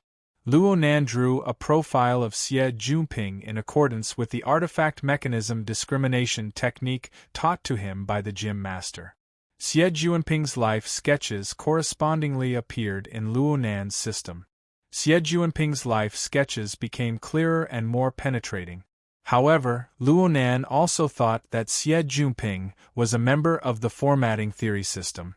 As for Wan Ta's law of creation, it was also a system. Luo Nan needed to pay attention to whether or not there would be problems with two systems at the same time. He had a pensive look. I need to have a chat with Dean Wan later. Xie Juanping did not know how many thoughts went through Luo Nan's mind in the time it took for him to turn his face. He mistakenly believed that Luo Nan was the same as him and wanted to ask for guidance from Wan Ta. He rushed to recommend Luo Nan. Let Dean Wan teach you how to coordinate. He teaches different techniques to everyone in the morning class every day. He pays attention to them at the same time and gives pointers at the same time. He is precise and appropriate. Not a single one is missing. His ability to multitask is truly amazing. This was the second time Luo Nan heard someone recommend Wan Ta's coordinate technique. The last time was from Di Weiwu. One could imagine how deep of an impression this skill left on people. He was not pretentious. He nodded and said, I will learn it if I have the chance. Xie Juanping chuckled and reached out to grab Luo Nan's shoulder. This isn't a skill that can be grasped just by learning. Dean Wan said that from the beginning one needs to go through 6 stages: temperance, habit, ritual, precision, efficiency, and coordinate. Each stage requires a large amount of practice. It takes a long time to form habits and instincts. It takes at least 3 to 5 years. So you were talking nonsense just now? Of course not, I just think that ability users like you would be more likely to accept it than us. Also, before you learn it, don't you need my help? Xie Juanping grinned cheekily. He put one arm around Happy's shoulder and used the other to pat his chest. Look here, Xie Juanping from Heaven Crystal Creatures. Thank you, young Master Xie. No, Nanster, please call me Director Xie. Xie Juanping's nose was about to touch the sky. Right now, I'm already the CMO of Sky Crystal Biology's research and development subsidiary. The company's current market value is 5 billion. From a standard perspective, I've officially entered the cultivation sequence of Sky Crystal Biology. CMO, Chief Marketing Officer? Yes. The Chief Marketing Officer of a drug R&D company is a pharmaceutical sales representative? Xie Juanping pushed him away. Enough. Other than those people in the company, I'm the first one to tell you. Is this how a brother should express himself? You've got to be shocked a bit. Luo Nan clicked his tongue twice. Okay. You can hold it in until now. You can hold it in. I have to thank Dean Wan. Actually, I was about to explode when I heard the news last night. But today, I did my morning classes and read the scriptures. It seems like I'm fine again. Luo Nan quietly watched him act pretentiously until this fellow couldn't help but grin. Hurry up if you want to congratulate me. A company with a market value of 5 billion couldn't be considered top-notch in the eyes of a rich second generation like Xie Juanping. But the information behind it was indeed worth celebrating. I remember you saying that your family's old man would rather hire a professional manager and set up a charity fund to raise money than let you take over. How many years? Cough. How many days ago was that? That's why there's an old saying. A scholar who has been away for 3 days must be looked at in a new light. Look, the living example is right here. So you blinded your family's old man's eyes? Xie Juanping choked and couldn't speak. He extended his hand and pointed, but soon he laughed. That's right. The old man was testing to see if his eyes were blind or not. Luo Nan understood. It was clear that Xie Juanping's recent performance of being reborn had reignited the flames of hope in his old man. Xie Juanping took out a company with a market value of 5 billion for his own son to practice with. There was no need to say anything. This was his own father. Luo Nan sincerely wished. The old man isn't young anymore.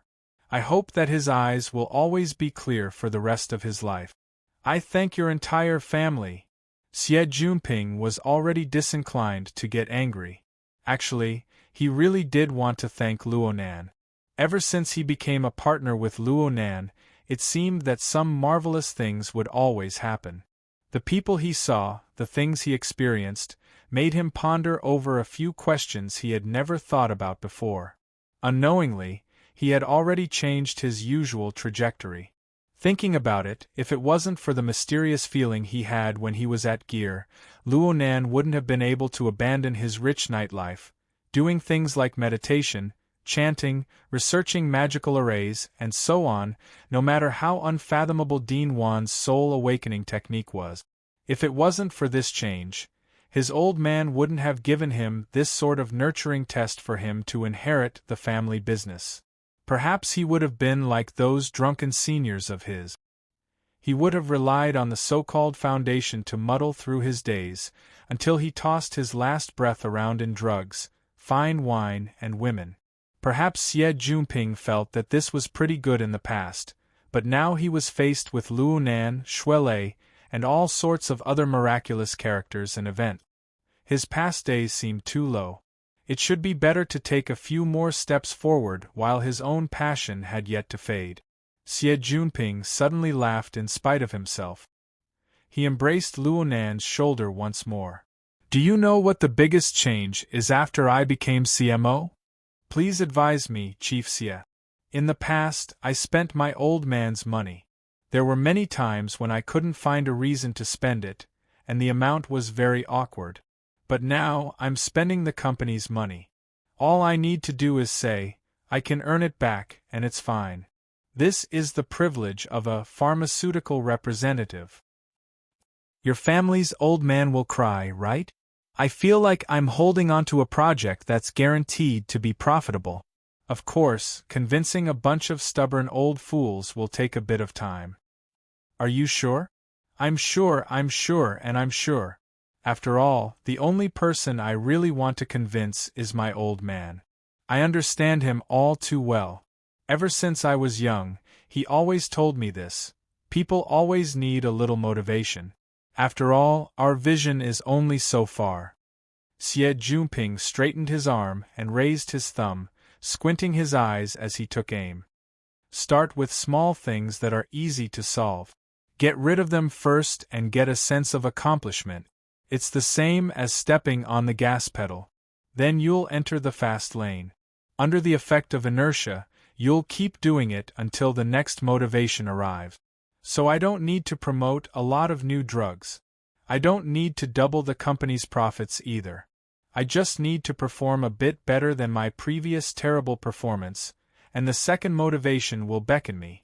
Oh, I think I used this method when I was learning from Dean Wan. Hey, are you listening? Luo Nan was dazed for a bit. He nodded and said, Make your family's old man happy, and I'll give you a $5 billion company as motivation. Is that right? More or less. Then, I wish you an early improvement. Luo Nan looked at his watch, waved his hand, and walked out. Hey, let's talk about the $5 thing. Xie Juanping finally had a channel to vent his excitement. He grabbed onto Luo Nan, not wanting to let go. It's not like you're going to have a parade. Where are you going on the weekend? I got pointers from your family's old man. I'll go out and put it into practice. Huh! I'll find the easiest problem to deal with. I'll get some motivation or something. Chatting really did help open up one's mind. Luo Nan unwittingly sorted out a bit of a thread from a pile of vexed matters. Right now he was faced with a pile of vexed matters that could be roughly divided into 3 types. The first type was the type that had the heart but lacked the strength. For example, He had to clear his grandfather's name and make formatting theory a prominent school of thought. He would practically have to make the entire world his enemy. It was absolutely impossible to accomplish in a short amount of time. This included Quantum Corporation, the Ability User Headquarters, the Order of Justice, and other new and old grudges. These were the main bodies that gave him enormous pressure. The second type was the type that worked for a long time. For example, cultivating, studying, supplementing his general knowledge, and so on. It was hard to see results in a short period of time, but he had to spend time on them every day. He could not slack off in the slightest. The third type was the type that could be resolved. Most of them were temporary missions, as well as small troubles that he encountered on a daily basis. These three types of matters were tightly interwoven together. They gave him pressure, took up his time, and distracted his mind. In the end, they destroyed his state of mind, causing him to be constantly affected by negative emotions. He was constantly fretful and restless. Right now Luo Nan was already clear that he was unable to completely eliminate the pressure. It was also impossible for him to lower the quality of his cultivation. This problem would inevitably exist for a long time. But looking at it from another angle, what he could do under these circumstances was actually simpler. Cut the tangled hemp with a sharp blade. He could use the fastest speed to resolve all the miscellaneous matters. He could sever the messy branches that were distracting his mind and let his energy return to the main path. He could also receive incentives in passing. Luo Nan pulled out a thread with great difficulty. He wouldn't waste any more time. He bid farewell to Xie Junping and walked out of gear. He took a look at the credit balance in his personal account. In terms of wealth, a 7-digit number was quite pleasing to the mind and body. He needed to make some extra money faster. Trigate Securities' business wasn't too difficult, and it had the highest quality-price ratio. Once it was completed, there would be a large amount of income. Perhaps he could even give the Devil Ray a down payment. It could be said that this was related to combat strength. It was necessary to speed up the progress. Working overtime on the weekends. That's it. Luo Nan used the hexaear to open a high-precision city map and loaded the team's search data onto it. He could see that the search range had expanded to the core city area in half a month. There were results, but there were also negative results. According to the latest intelligence, there was a high probability that the degree of invasion of the mutants had risen from the first stage of external infiltration to the second stage of primary infection. On a level that they were unaware of, there was even the possibility of a third stage of a new type of mutant. Luo Nan was quite baffled. Things had already reached this point. The Xia city government was still sealing off the news. It was quite shameless. Chapter 447. Luo Nan never expected that things would actually develop to this step when he first accepted the mission of preserving the genes and ecology of the native species. Though Luo Nan hadn't put much thought into this matter over the past half-month, he had still borrowed his knowledge to participate in a few meetings. He knew very well that he couldn't complete the mission alone. Therefore, for the first time in more than 10 days, he took the initiative to contact his nominal partner. Peony of the hidden indigo firm. Luo Nan walked through Ink's channel. This crow believer had been following by Peony's side recently. Using ink as a medium was undoubtedly the most convenient. But when Luo Nan's telepathic thoughts shifted to absorb Ink's perceptual information, what appeared before his eyes was a world of darkness. Luo Nan spent a few seconds to get a general understanding of his surroundings. This was an alley between tall buildings. The fire escape ladder attached to the building and the automatic conveyor belt connected the building made the already narrow area even more unbearably crowded. This kind of dark and cramped area usually belonged to the recycling layer. In the shadow of the alley, a certain someone was leaning against the wall on the inside of the corner of the fire escape. The narrow corner could not accommodate her long legs, so she had one leg propped up and the other extended out of the staircase, half of her leg dangling in the air. In this way, Luo Nan could naturally see that the person was actually wearing a pair of cotton slippers. They looked fat and clumsy. It was a stark contrast to his handsome leather jacket and skinny jeans. Oh, the snake-patterned pointy high heels that were thrown askew to the side. Although the color was flirtatious and full of nightclub style, she should be able to hold it up. This sister was now shaking the bottle of wine with a mysterious smile on her lip. She looked like she had a hangover. Needless to say, she definitely looked good. But the problem was this nightclub girl who seemed to have just had a crazy night of fun and couldn't find her home. Was she really that free and easy yet strong and shrewd peony?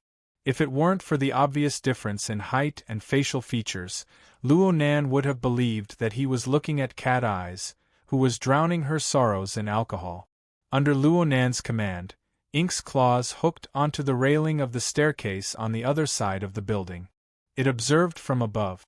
Perhaps she was looking too directly, but Peony suddenly raised her head and met the crow's pitch-black eyes. She raised the wine bottle and gestured. "Have a good weekend." Against Ink or against Pat Block? It was most likely the latter. And so Luo Nan knew that it was very likely that he had underestimated Peony's level of keenness. Or perhaps Peony had been feigning ignorance all along, only revealing clues when she was hungover. Luo Nan certainly had to put 120% effort into dealing with this kind of woman with deep and sharp schemes.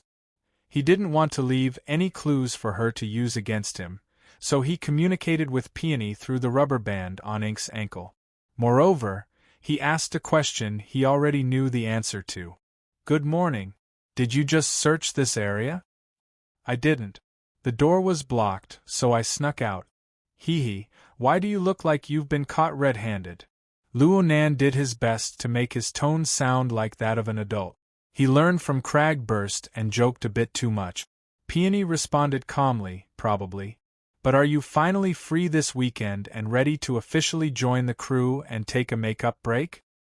"Hey, don't ignore my contribution." "Forget it." Luo Nan knew that Peony was looking down on his behavior of not putting in any effort during this time. Frankly speaking, he really hadn't put in any effort ever since he reported the whereabouts of the wing-hand bloodbath. He had received over $1 million in remuneration so far. At least half of it was a bit of a hot potato. Peony didn't bicker with him about this. She just shook the bottle again. "I can't keep you company today. I have something to do. Do you know?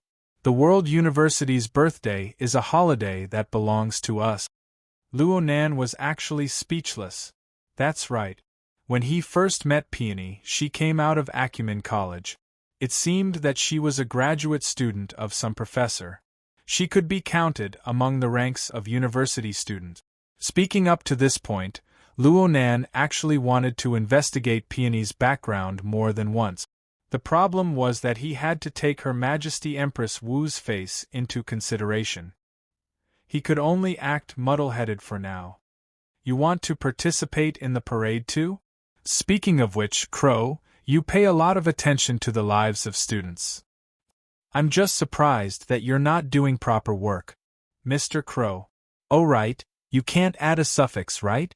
Then, Mr. Partner, humans haven't evolved to the point where they work 24 hours a day, 7 days a week without sleep or rest. Humans are very weak. They get tired. We find time to rest. We find fun for ourselves.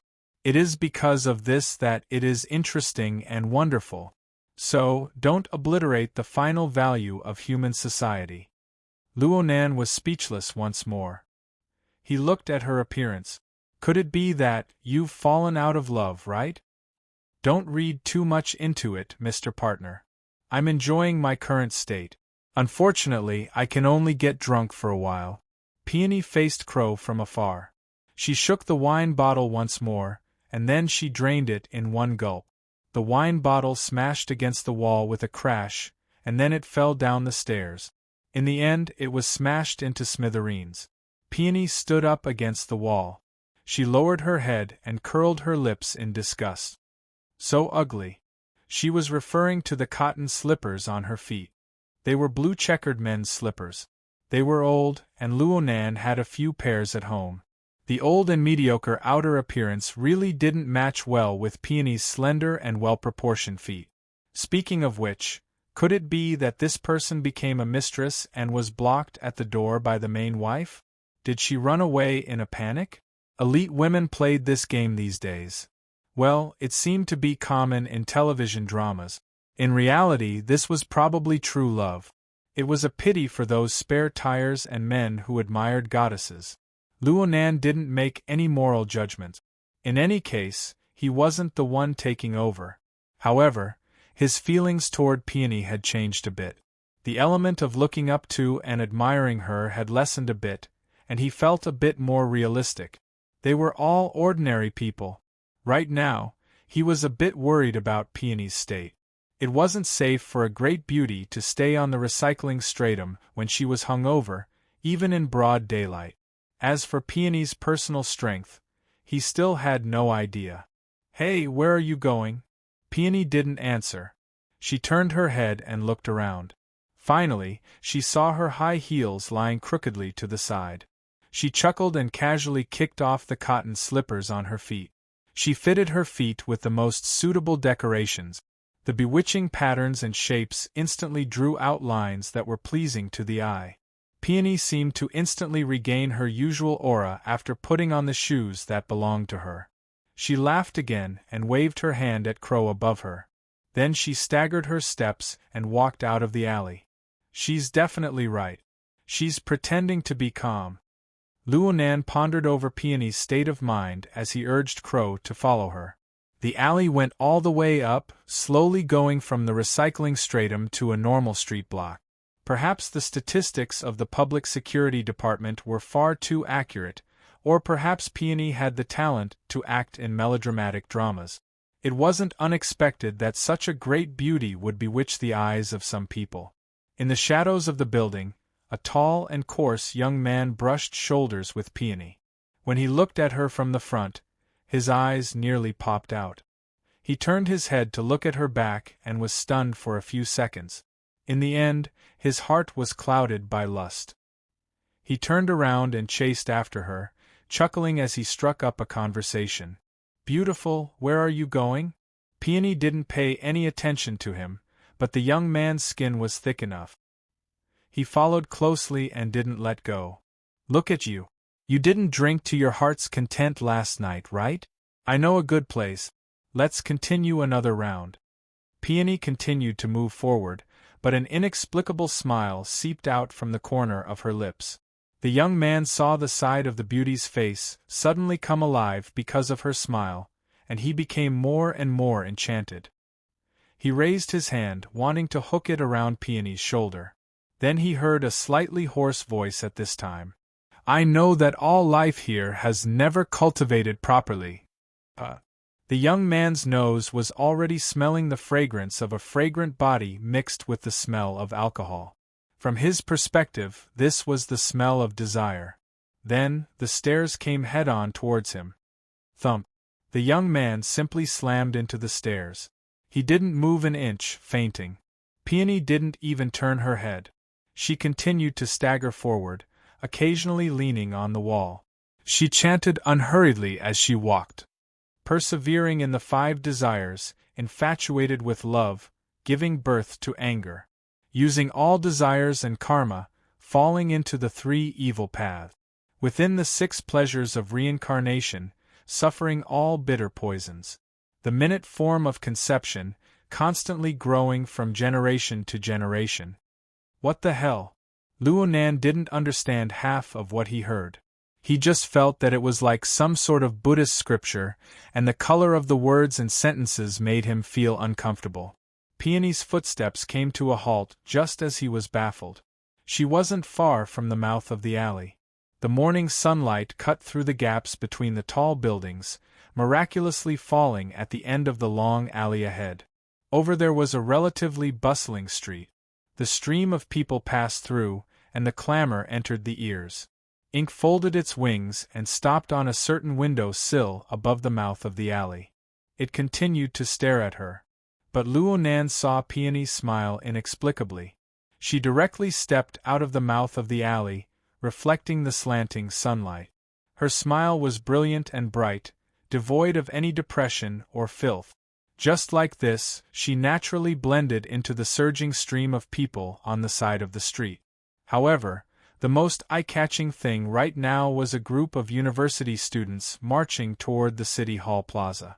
Luonan wasn't interested in this.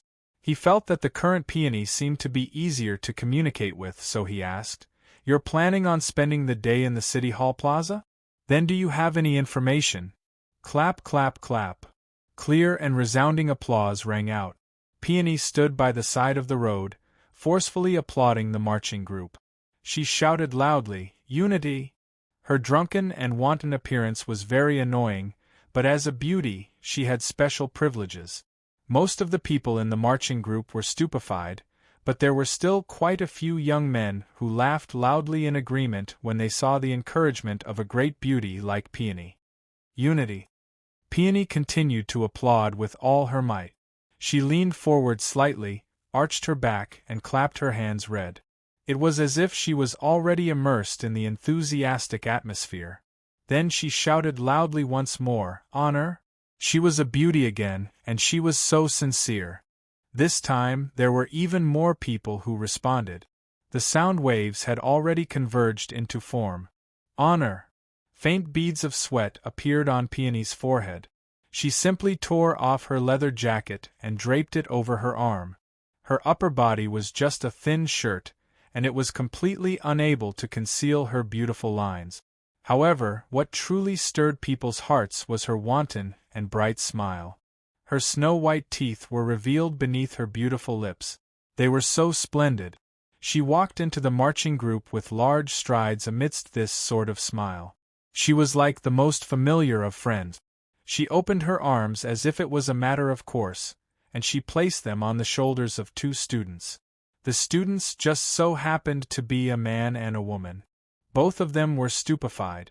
But at this moment, the screams and applause of the others shook the windows of the surrounding tall buildings to the point of droning. Peony faced the sky and howled amidst this wave of sound. Youth! The hearts of the marching group and the surrounding spectators had already been stirred by this dazzling beauty. Most of the people were already at a loss for words. They just screamed in response. Then everyone saw the arm that pointed to the sky. Victory! Chapter 448. This crazy woman. Luonan never imagined that a beautiful woman with the style of an elite like Peony would play so wildly after getting drunk. The most important thing was that she had super powerful rallying power. Even the citizens on both sides of the street were stirred up by the scene before their eyes. Quite a few people applauded, whistled, or gave thumbs up to the parade. The atmosphere and emotions of each side interweaved and collided, pushing the entire street to a state of climax. Luonan didn't know what to do in this situation. Muddle-headedly following in the air for half a block, Peony's interest actually increased rather than decreased. She was truly in high spirits from playing. In the end, Luonan felt that he really couldn't keep up with her anymore. He called out in secret, "Hey, are you planning on marching all the way to the municipal plaza?" Upon hearing this, Peony raised her head. Disregarding her current situation of being the center of attention, she extended her hand and pointed straight at the ink in the air. Amidst another wave of cheers, she laughed loudly. "Bet your college life on it. Do it." Damn, this woman is really crazy. Though he said this, Luonan was actually quite envious. First, it was Peony's innate talent as a natural leader. Her affinity, rallying power, and inciting power were all off the chart. With just a few vague words, she was able to make thousands of students and citizens dance with her baton. Secondly, it was probably that wanton and unrestrained attitude. This woman clearly hid deep gloomy emotions in her heart, but the moment she walked into the crowd, it was as if all the obstacles had been swept away. Looking at her smile, it was as if there was bright sunshine shining directly in. Should he call her scheming or strong-willed? In any case, this was completely different from using alcohol to vent one's emotions. Cat eyes should seriously learn. though Luonan was the least qualified to say these words. Luonan's main body had just walked out of Acumen College while he was paying attention to his partners going on strike. But where should he go next? He stood at the school gate, hesitating. Peony was the one in charge of communicating with Trigate security. Without this link, Luonan would be unable to receive support from that side. Was he really going to wander around the city alone and cast his net a few times? Luonan's wristband suddenly vibrated. There was a call coming in, and there was even a video request. Luonan swept a glance and rushed to connect. Aunt? On the virtual screen, Luo Shuqing's face was serious but pale. She did not look well. Where did you sleep last night? Not in Blue Bay? No, I'm at Ocean Sky Cloud City. Luonan answered cautiously. What for? It's mainly because it's more convenient for me to go to school today, so I stayed with a few friends nearby. I forgot that it's Saturday. I'm at the school gate now. Luonan felt that there was nothing to hide. He even raised his hand to shine a circle in all directions to show his sincerity. He let his aunt see the surrounding environment. Even with his attitude, Luo Shuqing's expression was still serious. She seemed to be asking and confirming, was it Emoya who was in Blue Bay last night? She seems to be there quite often recently. Luonan absolutely wouldn't take the initiative to admit that he had contacted Emoya last night, so he spoke vaguely. But even so, his aunt did not let him off easily. Her tone was unusually stern. You clearly know that Emoya has been staying out with those scoundrels and hasn't returned, yet you still make things convenient for her. Do you think she's not having enough fun? How could I? Luonan cried out, feeling wronged. My sister wants the access rights. I can't just not give it to her.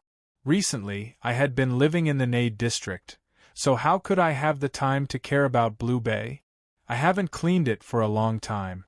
That depends on the situation. That's your house. It's passed down from your ancestors. My heart hurts when I think about how it's been messed with by those fellows who don't know what's good for them. Take back your access rights. What was going on? It must be said that his aunt had been extremely dissatisfied with Emoya staying out at night recently, but she didn't have any intentions of squeezing her daughter's living space outside. She couldn't bear it today? Luonan scratched his head a bit when he saw his aunt's unsightly expression. But he knew that he absolutely couldn't go against the Grand Secretary's will right now. He hurriedly said, Don't be angry. Taking it back is just a matter of operation. I'll do it right away. Wait for me to leave. Huh? You're in Blue Bay right now? Luonan finally discovered that the background of the video was a bit familiar. He wiped his cold sweat. He never thought that his aunt would actually get up early in the morning and kill her way to Blue Bay Community to block the door. Clearly, his aunt had lost all patience with Emoya's lifestyle. Even if she carried the title of a feudal parent, she still wanted to forcefully intervene. Seriously, is my sister still alive? She ran off with her guitar. There's no one over there. Then I'll send you the passkey. You can deal with it as you see fit. No need. Why would I need the passkey for a house under your name? Aunt and I can't differentiate between inside and outside. Luo Shuqing clearly knew that Luonan was deliberately trying to be obedient, but this scene was far too rare. Even though Luo Shuqing was in a terrible mood, she still couldn't help slowing down her tone. There's no need to curry favor and act cute here. I don't buy it. Emoya's way of doing things is very excessive. You, her accomplice, won't be able to escape. Of course, there's also Emopung. I remember every single good deed you three have done. Let's go back and talk about them one by one. Please calm your anger. There's nothing to say. As long as you can make my sister fully realize her mistakes, I'll be willing to accept a few beatings. Luonan could sell out his sister in minutes without any pressure. And this sort of jesting and joking method was much better than being a yes-man. Luo Shuqing finally hooked her lip. You've become quite glib lately. Do you have a girlfriend? Luo Nan blurted out, "How is that possible?" He had learned quite a few dirty jokes from Papercut and Cragburst. Cat Eyes was also someone who dared to say anything. Mixing around with that lawless ability user would cause some changes in his speech habit. And this seemed to be the most effective way, right? Luo Shuqing really did divert his attention. "I heard Mo Peng say that you have quite a good luck with women at Acumen College. He's just jealous that I'm being taken care of by my senior." Okay, I know. No matter how charming the children of the Luo family are, there's no problem with their hearts. However, you need to learn some skills in getting along with people. Don't be so straightforward. You'll hurt yourself and others. That's not good. Yes, you're right. It's not a problem for you to have a few more friends. But don't learn from your sister. Don't fall head first into those circles. I won't. Luo Nan laughed dryly. He said a few more words and finally hung up the phone. He didn't stop after that. He immediately found Mo Ya's number and dialed it. However, there was no response from the other side. Did I just lose contact? What kind of trouble did I get myself into? Luo Nan called twice, but he didn't get a response. He couldn't help but scratch his head. His aunt's emotions were controlled quite well when she was talking to him, but if she wasn't truly furious, she wouldn't have vented her anger on him. Luo Nan was a bit regretful right now. He should have made a trip to Blue Bay last night when he passed through the River Wu district to understand the situation. He paced a few steps in front of the school gate, his hand pressed to his ear. He considered finding a skilled expert like Bamboo Pole to lock onto Mo Ya's position. Was this making a mountain out of a molehill? His wristband vibrated just as he hesitated. He subconsciously connected the call and Mo Ya's voice came through. Chapter 449. You're looking for me? Luo Nan let out a sigh of relief when he heard Mo Ya's voice. Then his anger flared up. You're the one who's looking for me. To take the blame.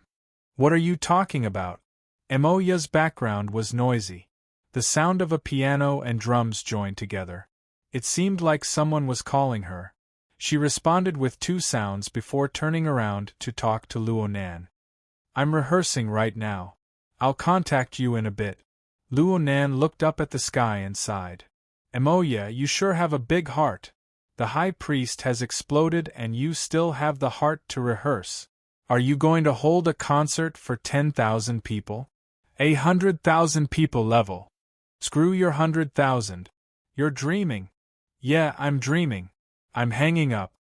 Mo Ya, why don't you try calling my name again? So what? Mo Ya, you tricked me. Tisk.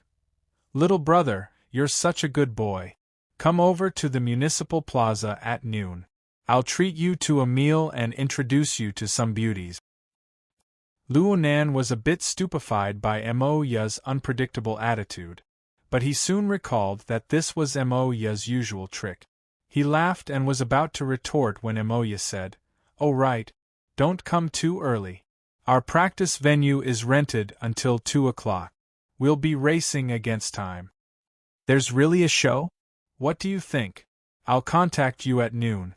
I'm hanging up. Then the call was cut off. Luo Nan stood at the school gate and sighed after a while. Today's plan was doomed to fail. He spoke to Qin Ikuan and rode a security vehicle to the municipal plaza. It was a bit early to go over, but his previous plan had been destroyed. He didn't know what to do for a time. Luo Nan's consciousness shifted to Ink's location in the car and locked onto Peony. If Peony were to follow the procession, they would most likely reach the municipal plaza. For safety's sake, he needed to maintain a distance from her. But what in the world was this sister doing? She was stirring up a storm in the procession just a moment ago, but she immediately left the procession after receiving a phone call. Luo Nan ran to a relatively sparse location with a few flashes of light. Ink followed him out of habit. Peony displayed her extraordinary keenness once more. You're here again? How did she know that I just left for a while? Luo Nan was a bit stupefied. He replied, What are you going back and forth for? Peony stood in the shadow of a tall building, far away from the clamor of the crowd. She smiled as she looked at the surging stream of people. Fulfilling everyone's wishes. For them, this level of achievement was enough. In any case, most of them didn't want to do anything. Even if some of them were like this, they didn't have enough awareness to pay the price. It's not even as good as your attitude towards work. That wasn't a good word at all. Peony put on her leather jacket again and laughed happily. Including me, I'm not as good as you, all right? That's why it's good to participate. It's more valuable to work with you. Thank you for thinking highly of me, but now it's my turn.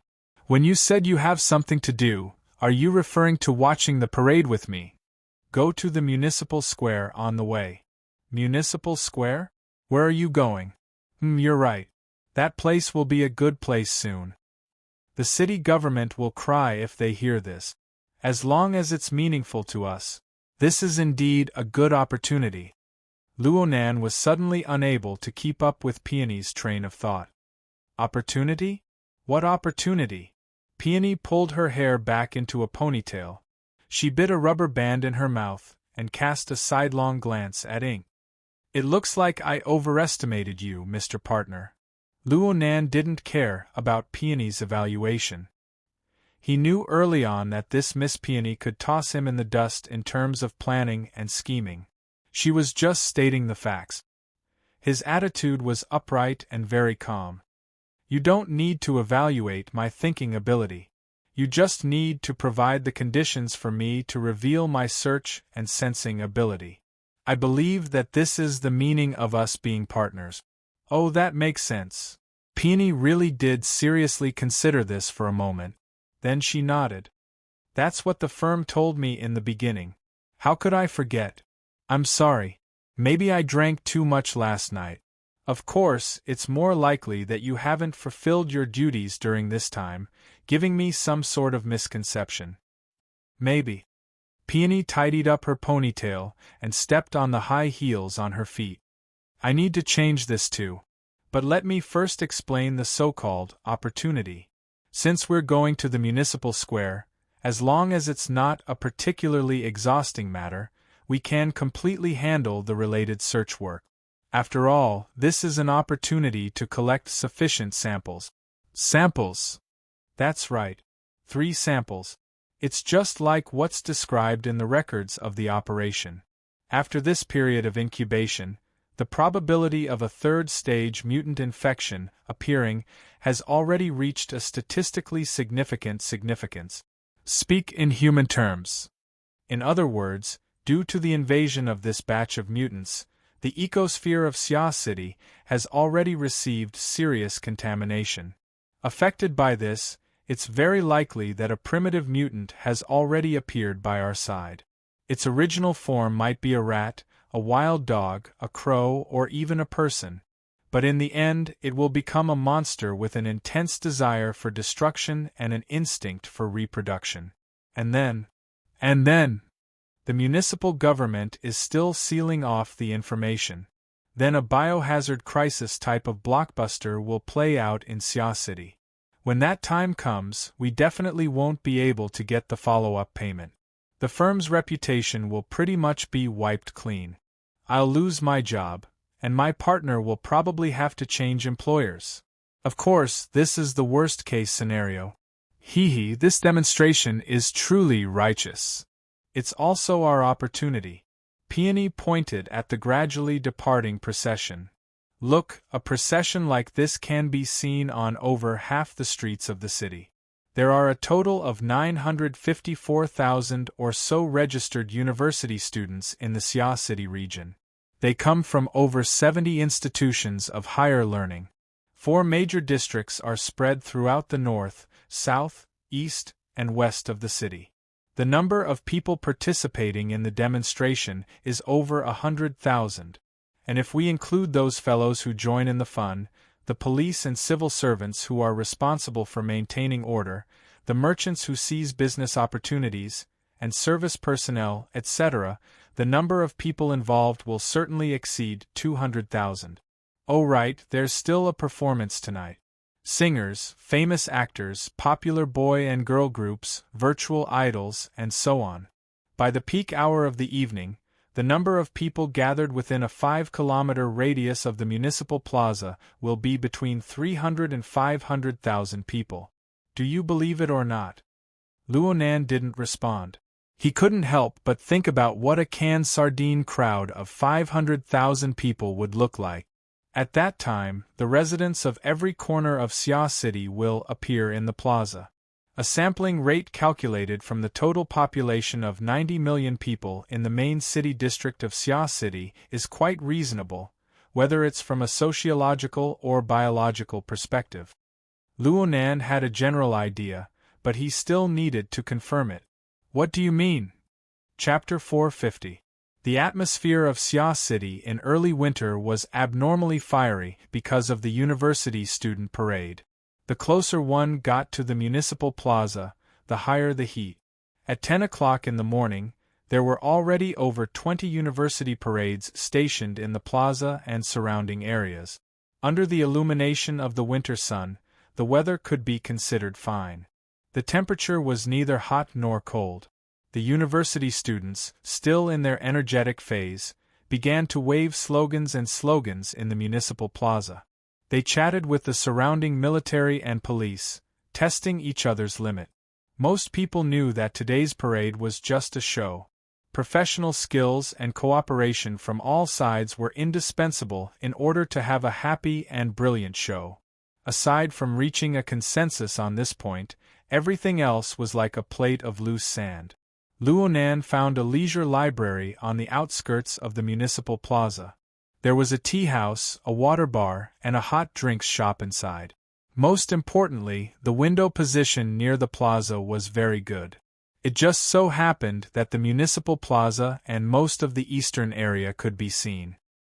He casually tapped the pages of the e-book on the translucent coffee table. 99% of his energy was placed on the plaza, searching for suspicious targets according to Peony's perfect plan. Then he confirmed, "Perfect my ass." There were parades, spectators, passers-by, and so on around the plaza. There were only several tens of thousands of people if all of them were counted.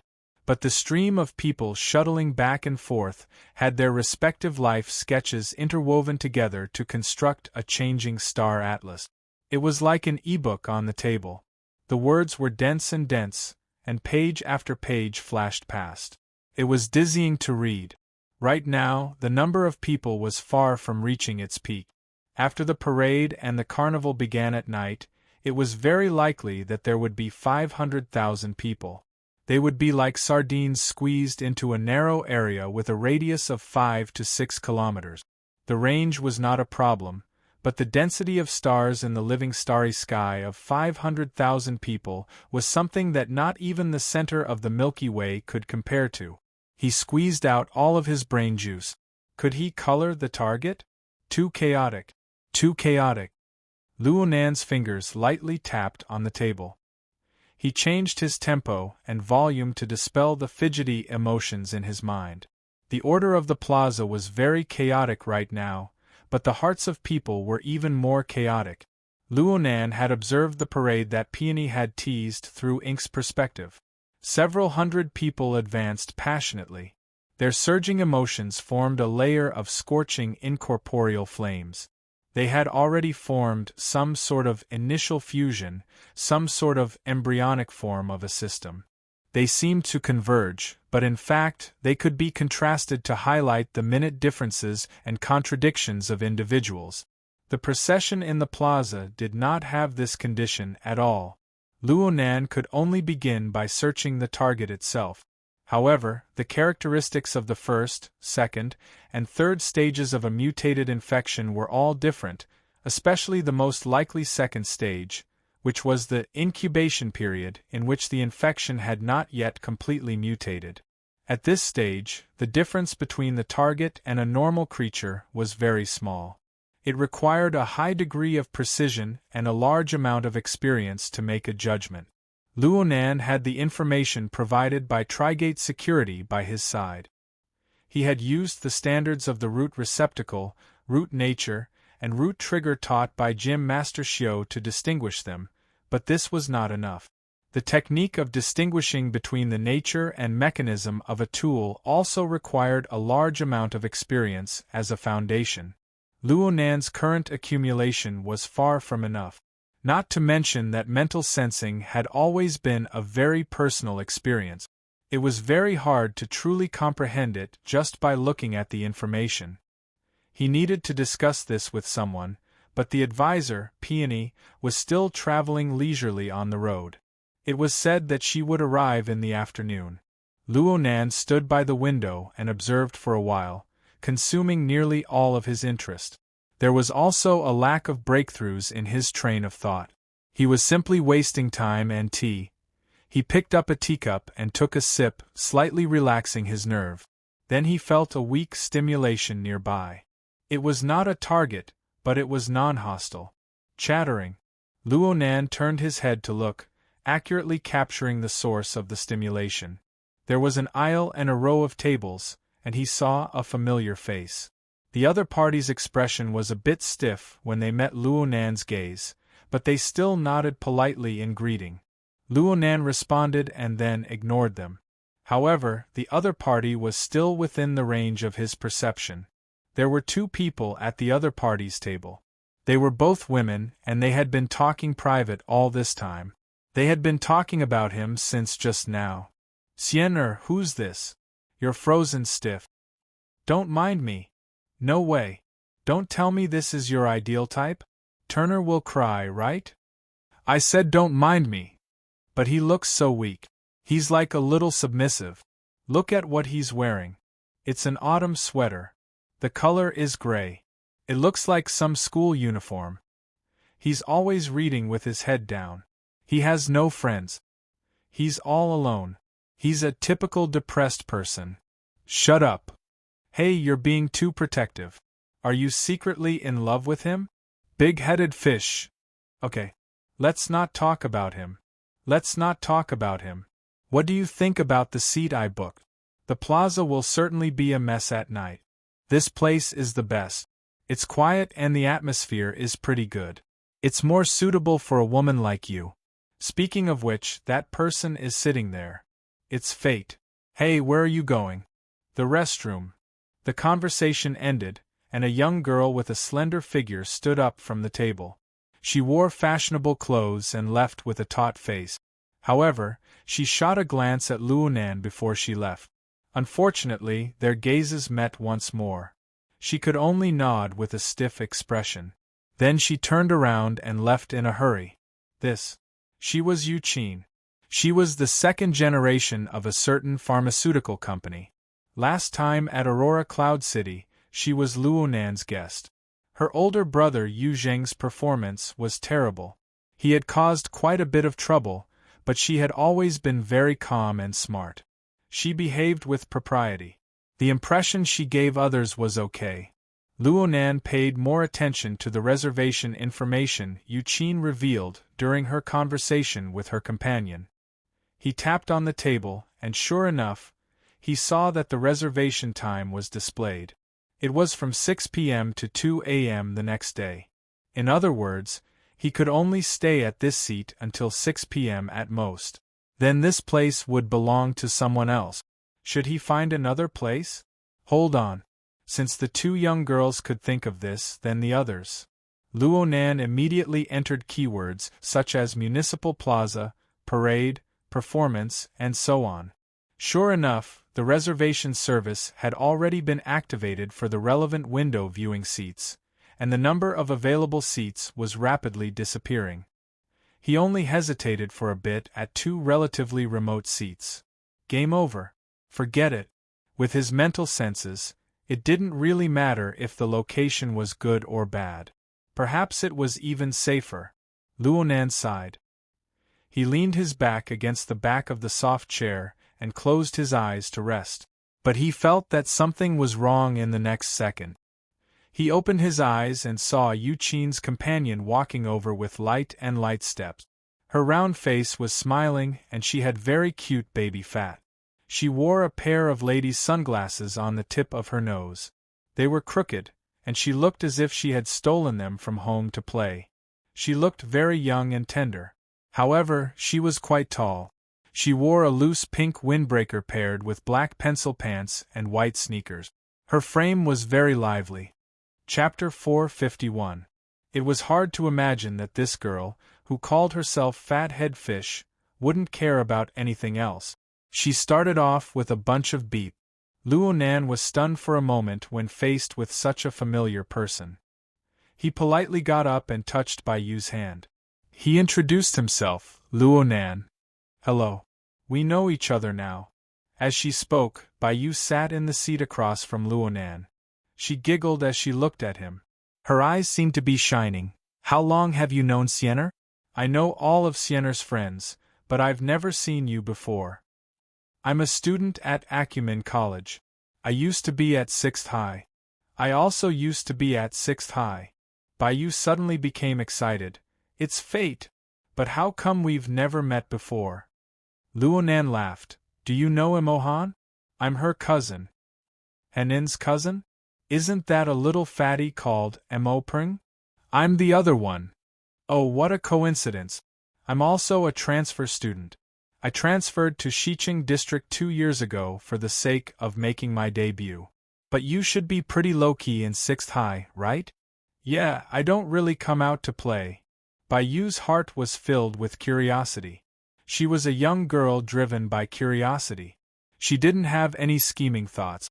Luo Nan suddenly felt that Yuqin's circle of friends was pretty good. She didn't hate anyone other than her blood-related older brother. It was said to judge people by their friends. Just from this point alone, Yuqin was quite good. In any case, the perfect plan was ruined. There was still some time before Moya's treat. Luo Nan was bored, so he chatted to pass the time. You just mentioned making your debut. Are you an artist? Humph. Bai Yu made a complicated yet adorable gesture. BHD's youngest, Bai Yu, will be joining us. Seeing Luo Nan's stupidly lack of reaction, Bai Yu's smiling face collapsed. I knew it. You don't belong to my fan club. Of course, I don't have many fans to begin with. Luo Nan was a bit embarrassed. Sorry, I really don't understand this. BHD is the name of the group? That's right, Bobblehead. But you just need to remember to shake your head, doll. The name is easy to remember. But it's still the 18th line. As she spoke, Bai Yu shook her head. Her movements matched her cute aura perfectly and her body swayed rhythmically.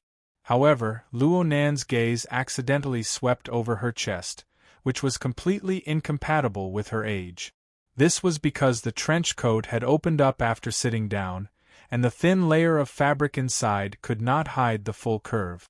Acting like this at such a young age was simply against the rules.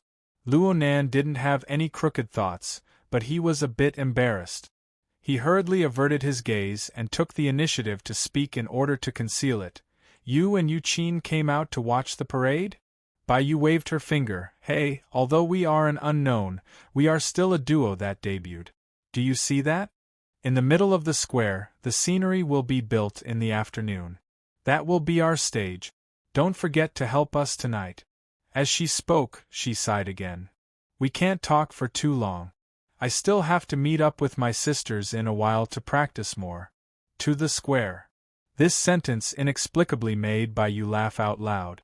She burst out in laughter and almost threw her glasses off her nose bridge. It was on this building. The company is worried about traffic jams, so they rented a floor for practice. When rehearsals begin, we can use the underground passageway to go backstage. Rented a floor. Luo Nan was a bit shocked. He remembered that this was a large office building that occupied a large area. How much would it cost to rent it for a day? For an unknown girl group like BHD, would the cost of a night's performance be even a fraction of this? Bai Yu understood Luo Nan's thoughts and said, Our company is very large. There are 5 or 6 groups participating tonight. There are even big singers and big singers. Luo Nan grunted and asked casually, Who is it? Bai Yu was about to answer when hurried footsteps and a deep male voice approached at the same time. Doll. Oh my. Yu's first reaction was to jump up and lean against the previous table, but she didn't have the time to do so. Someone blocked her way. The person that appeared on the walkway was a man in formal attire. He was roughly 30 years old, had a straight face, and had a serious expression. He faced Yu directly. "You said that you came to pick up the teacher. Where's the teacher?" Sit down. Are you afraid that people won't see you?"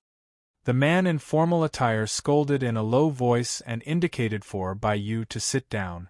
He sat down as well, just in front of Luonan. Only now did he cast his gaze towards Luonan. The meaning of scrutiny was extremely thick, and his thick eyebrows were knotted together. "Your friend? Dating? How is that possible?" Yu nearly jumped up again, but she retreated in defeat under the gaze of the man in formal attire. She could only speak pitifully. "Brother Jing, you've misunderstood. This is my best friend's husband." "Husband my ass." Chatting with Yu was very relaxing, but being entangled with her was boring. Luonan wanted to communicate with this guardian-like man. But before he could get up, he noticed that Yuqin had returned from the restroom. She didn't see Yu when she returned to her seat and looked around blankly. Yu waved at her fiercely. She was mindful of the surrounding environment, so she secretly shouted, "Xian don't get lost. Over here." Yuqin turned her head when she heard this. She was separated by an aisle and saw that Yu was actually sitting together with Luonan. She was immediately stupefied. Yu shouted at her, "Hurry up and come claim your boyfriend. Don't let Brother Jing misunderstand. Aren't we together?" Luonan lowered his head to look at the number of cups on the table. He knew that this fathead fish was probably in a real tragedy. Brother Jing clearly saw through this, but he didn't say anything. His gaze shifted back and forth between Luonan and Yuqin. He seemed to be deep in thought. Yuqin hesitated for 2 seconds. In the end, she walked over and stood by the table. She quietly shot a glance at Luonan during this process. Then she slightly lowered her head.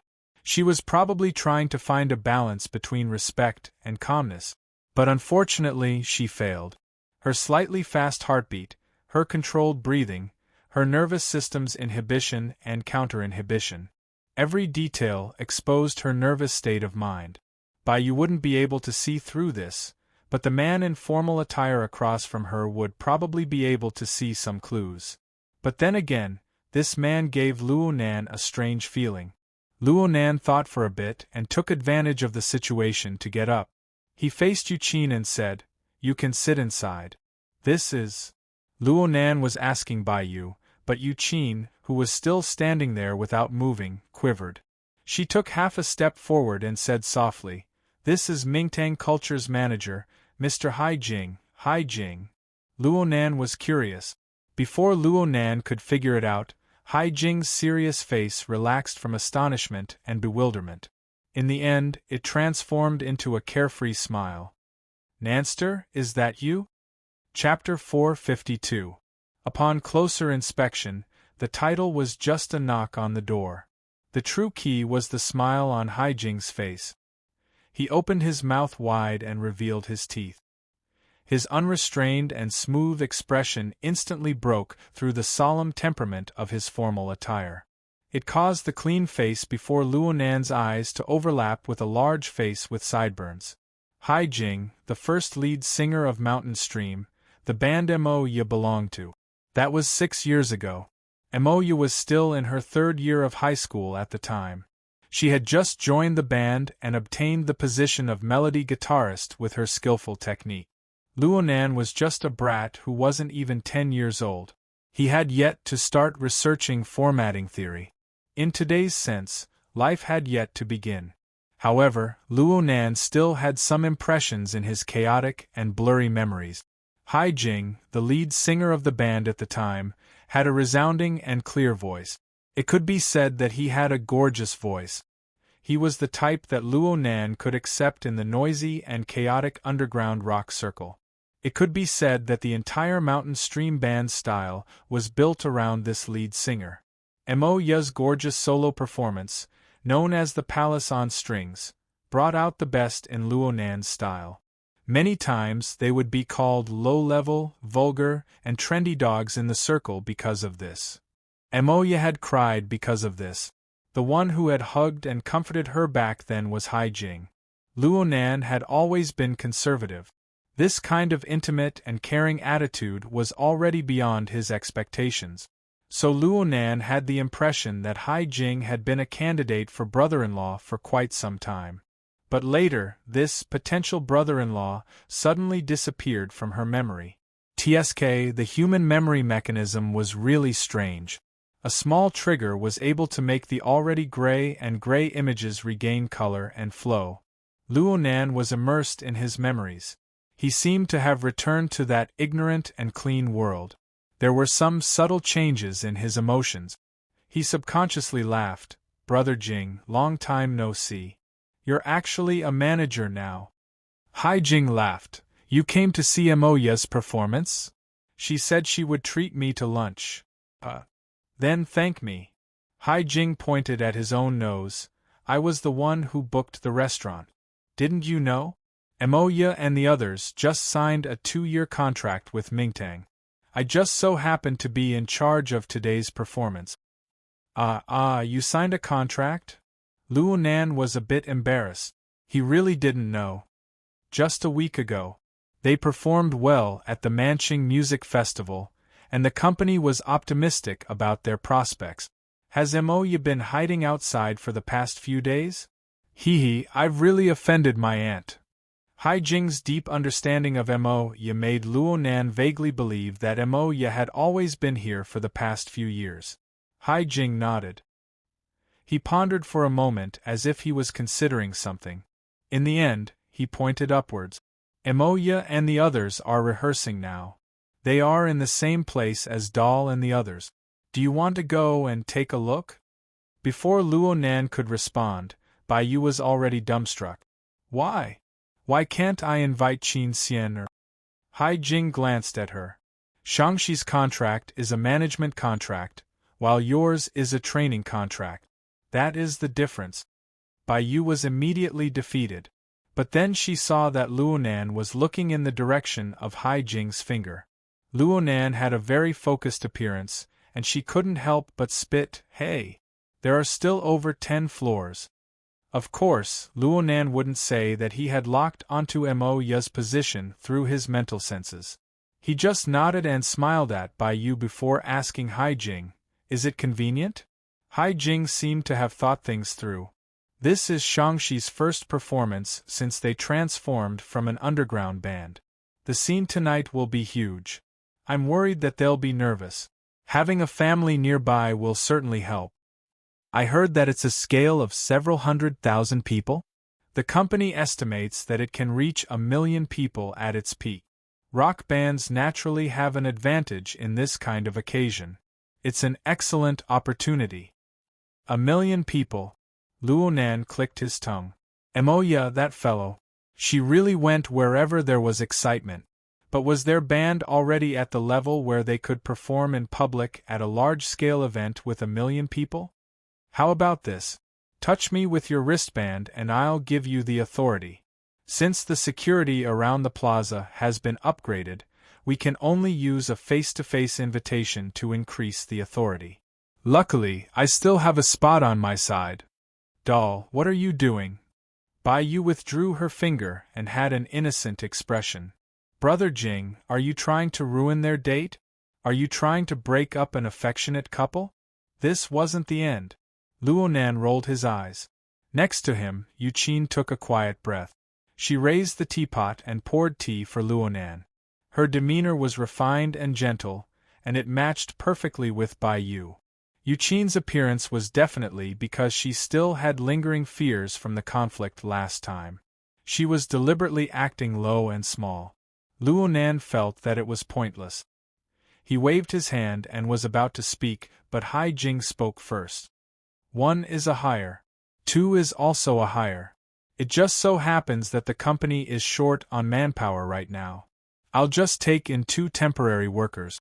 Brother Jing, you have a lot of knowledge. Baiyu gasped in admiration. She gave Haijing a thumbs up and winked at Yuqin. Yuqin forced a smile and took another deep breath. She stole a glance at Luonan and remained silent. Haijing quickly shared the authority with them. Then he got up and said, "Let's not waste time. Let's go back. I'll tell you guys about the things to take note of on the way." "Hey doll, you're not done yet?" Bai Yu raised her head and revealed a careful smile.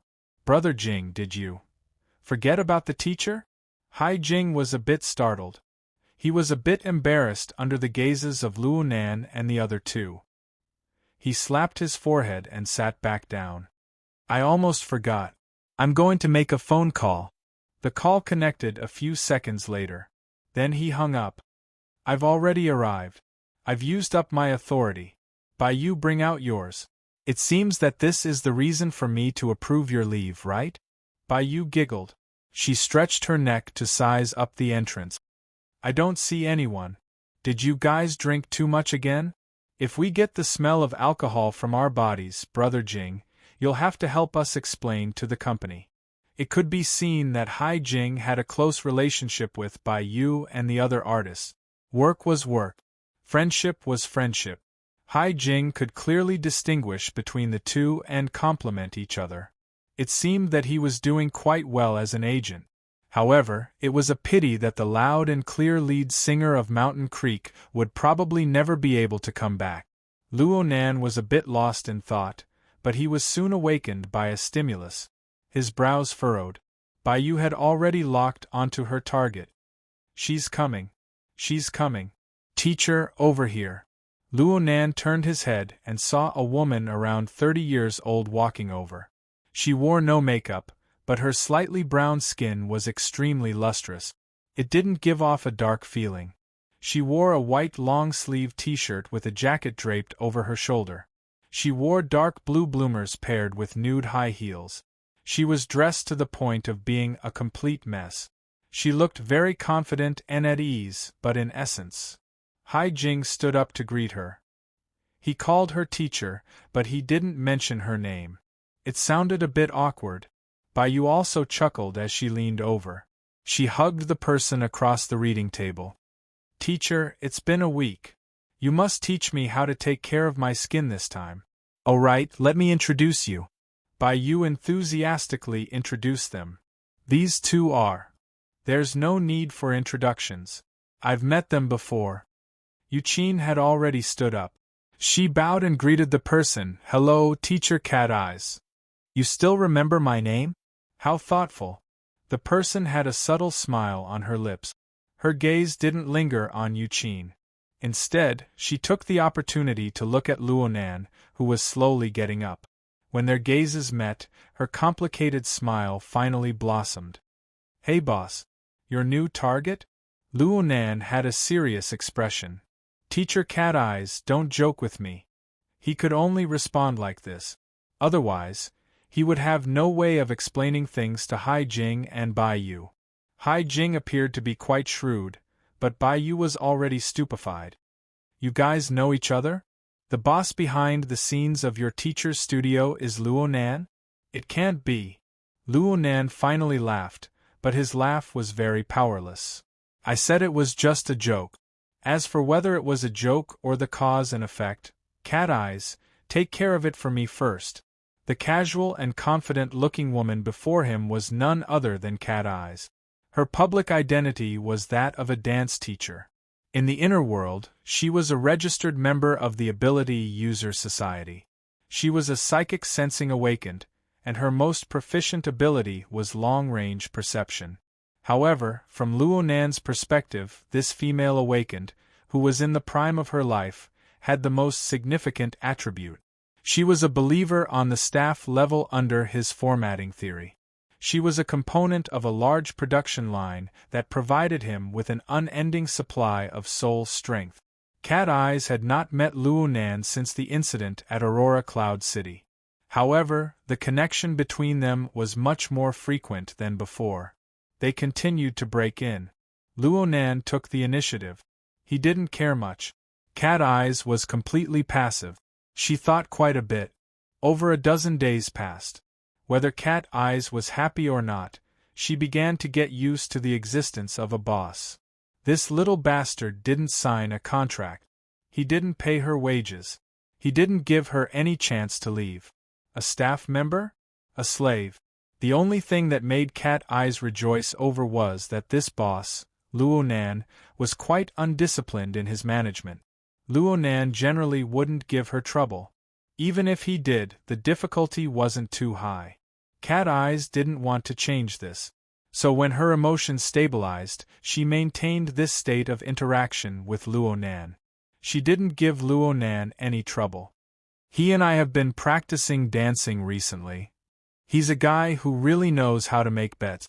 I lost, so I changed the way I address him. As she spoke, she shot a glance at Yuqin. Yuqin cleverly lowered her eyelids. She acted as if she didn't see or hear anything. Hai Jing laughed. So that's how it is. Bai Yu asked in a silly manner, "What kind of bet? Bet on your life or something like that?" Cat Eyes laughed as she stroked Bai Yu's face. "Let's go. From the moment we meet, time starts. Pay by the minute." The awkward conversation came to an end. Cat Eyes obtained permission from Bai Yu. The group immediately followed Hai Jing. They left the library and entered the private elevator of the building. After swiping the permission, the elevator locked onto the floor and went up automatically. Hai Jing made arrangements in the elevator. Teacher and Bai Yu will go to the practice room. Nanster and Yuqin will first come with me to change their nameplates. Sign a temporary contract as well. This way, you will have the status of a staff member. You won't be too conspicuous. It will be more convenient to enter and exit. So complicated. Bai Yu sighed a little. Luonan expressed his thanks. Sorry for the trouble, Brother Jing. It's nothing. You guys coming is the same as helping me. Huh! Haha, don't worry. You won't get tired even if there's work. Chapter 453. The door to the practice room opened a crack and the scattered notes floated out. Under the guidance of the bass, the clear chords of the guitar streaked through 2 bars before breaking off. Then came the sound of discussion. Look, the effect is better without plugging in. You're using an acoustic guitar in a 1,000,000-person venue? Aren't you trusting the organizer's equipment too much? The effect indoors and outdoors can't be compared. A small venue and a large venue are 2 different things. The acoustic guitar plan is too radical. I don't approve of it. But we need to highlight the harmonies. Wrong. We need to ignite the atmosphere. We can't ruin the entire song for the sake of 2 bars of harmonies. Don't argue for now. Let's find the feeling. Let's try a different amplifier. Then came a series of chaotic noises. When the notes floated out once more, harmony was added in the room. But it didn't even last a bar before breaking off again. Arguments arose once more. Luonan laughed and shook his head.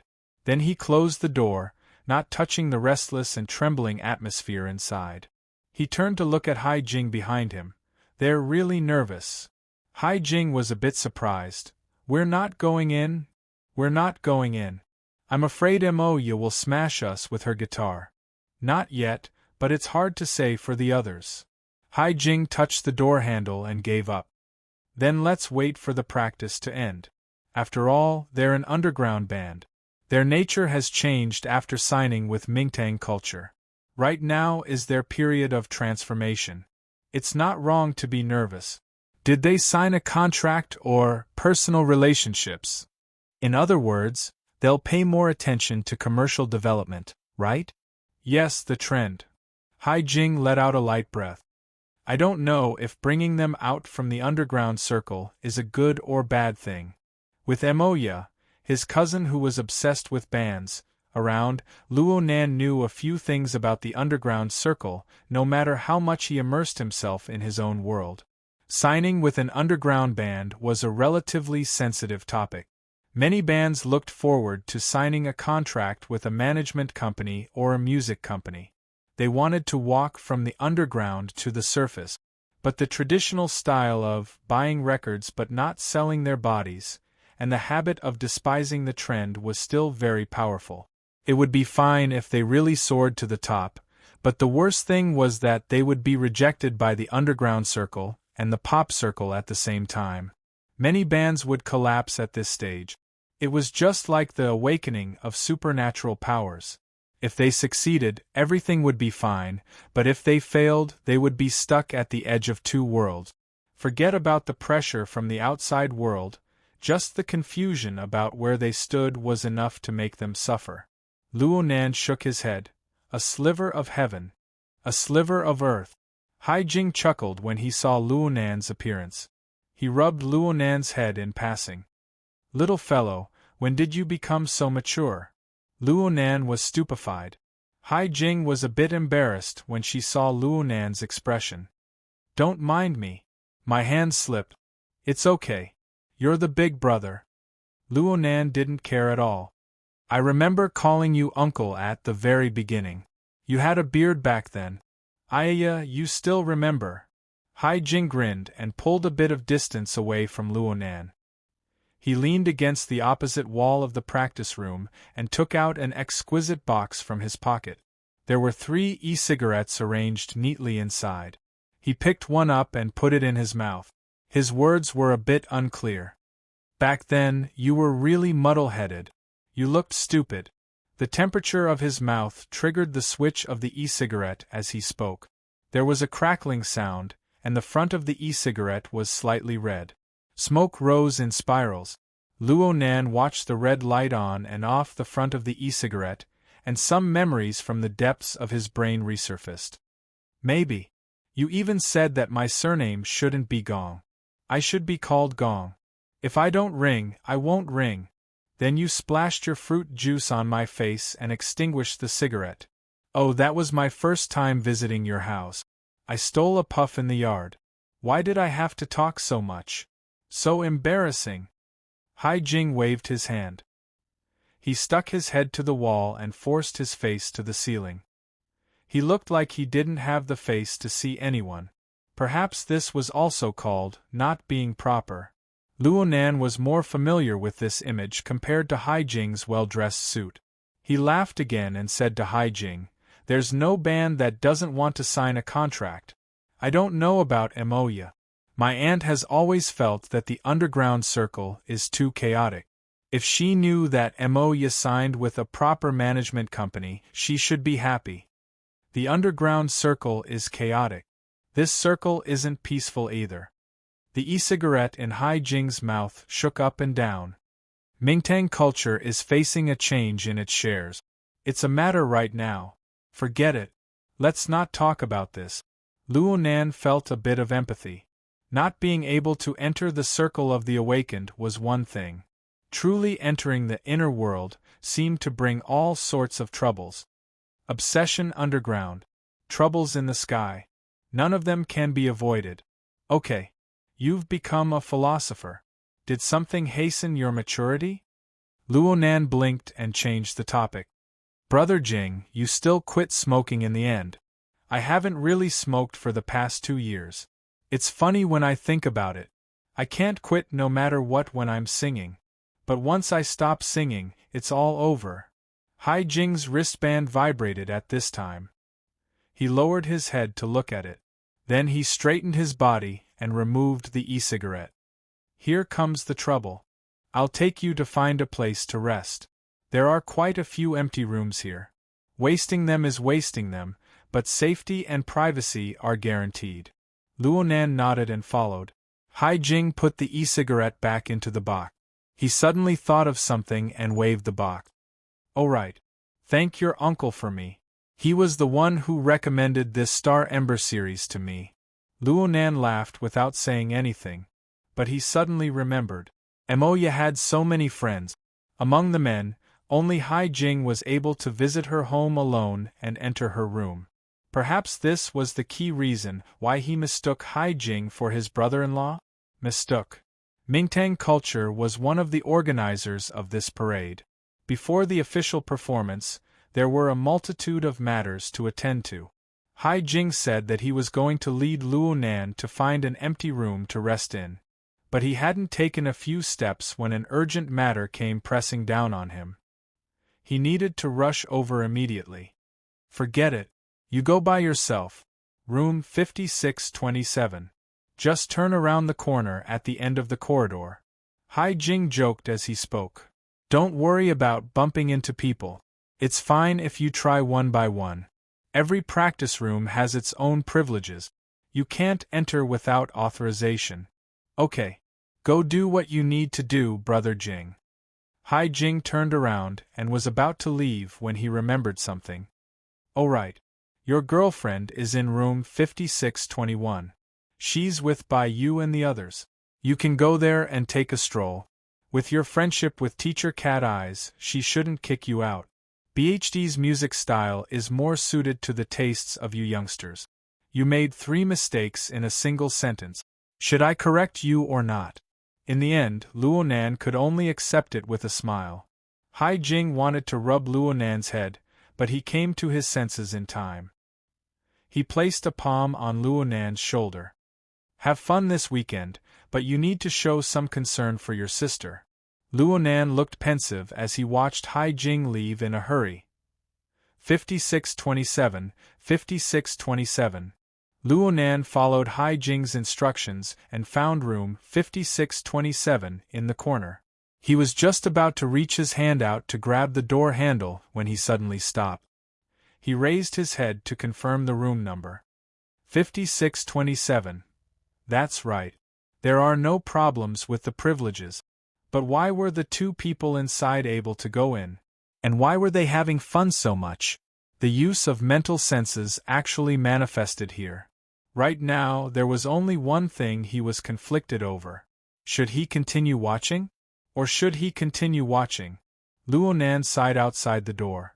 There was a saying in Hai Jing that was very true. The industry was very messy. Youngsters these days were quite knowledgeable.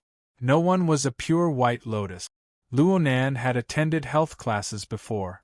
Mo Peng would sometimes sneakily give him some indescribable materials and the like. Luonan was not lacking in concept, but he had devoted himself to researching all sorts of theories since the age of 10. He worked every day and night. How could he have the leisure to delve into these things? He never expected that 16 years of emptiness would bring him this sort of high-level course in a single day of enlightenment. They should both be artists. The man was handsome and the woman was beautiful. Though their clothes were in disarray, their makeup and grooming were extremely fashionable. It was hard for Luonan to avoid lingering on the body of the woman. Though he didn't approve of this sort of behavior in broad daylight, he had to admit that they were very good-looking. The woman's long hair covered half of her face. The contours of her face were slightly distorted due to the intense exercise. However, artists had innate conditions that were a cut above others. They also had strict body management, as well as the polishing of temperament and style. When they were released in the dark room, they really did have a charm that stirred people's hearts. Stop. What in the world am I thinking? Luonan didn't know how long he stood at the door in a daze. Of course, he didn't enter in the end. Instead, he walked forward with quick step. After walking for nearly 20 meters, he finally stood still in the middle of the hallway and let out a long breath. His lips hadn't even parted due to the fast exhalation of air. His lips trembled rapidly under the impact of the airflow, emitting a strange puffing sound. The restless air that was stuck in his chest dissipated a bit with this comical sound. Goo! The forceful choking sound of laughter was very clear in the hallway. At the same time the sound of laughter entered Luonan's ears, the door to the next room opened a crack to reveal Bai Yu's cute round face. What the hell? You're so conflicted just by entering the door? Luonan raised his head to look at the room number 5621. This was BHD's practice room. What a coincidence.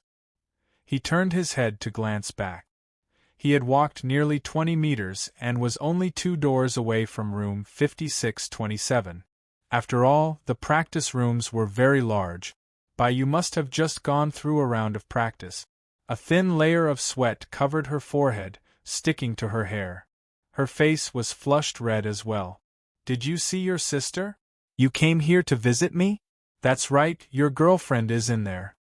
Don't you know if she's my girlfriend or not? Luo Nan only realized the ambiguity when he said it. He laughed bitterly. She has a boyfriend. What's that Caucasian guy's name again? Turner. Bai blurted out.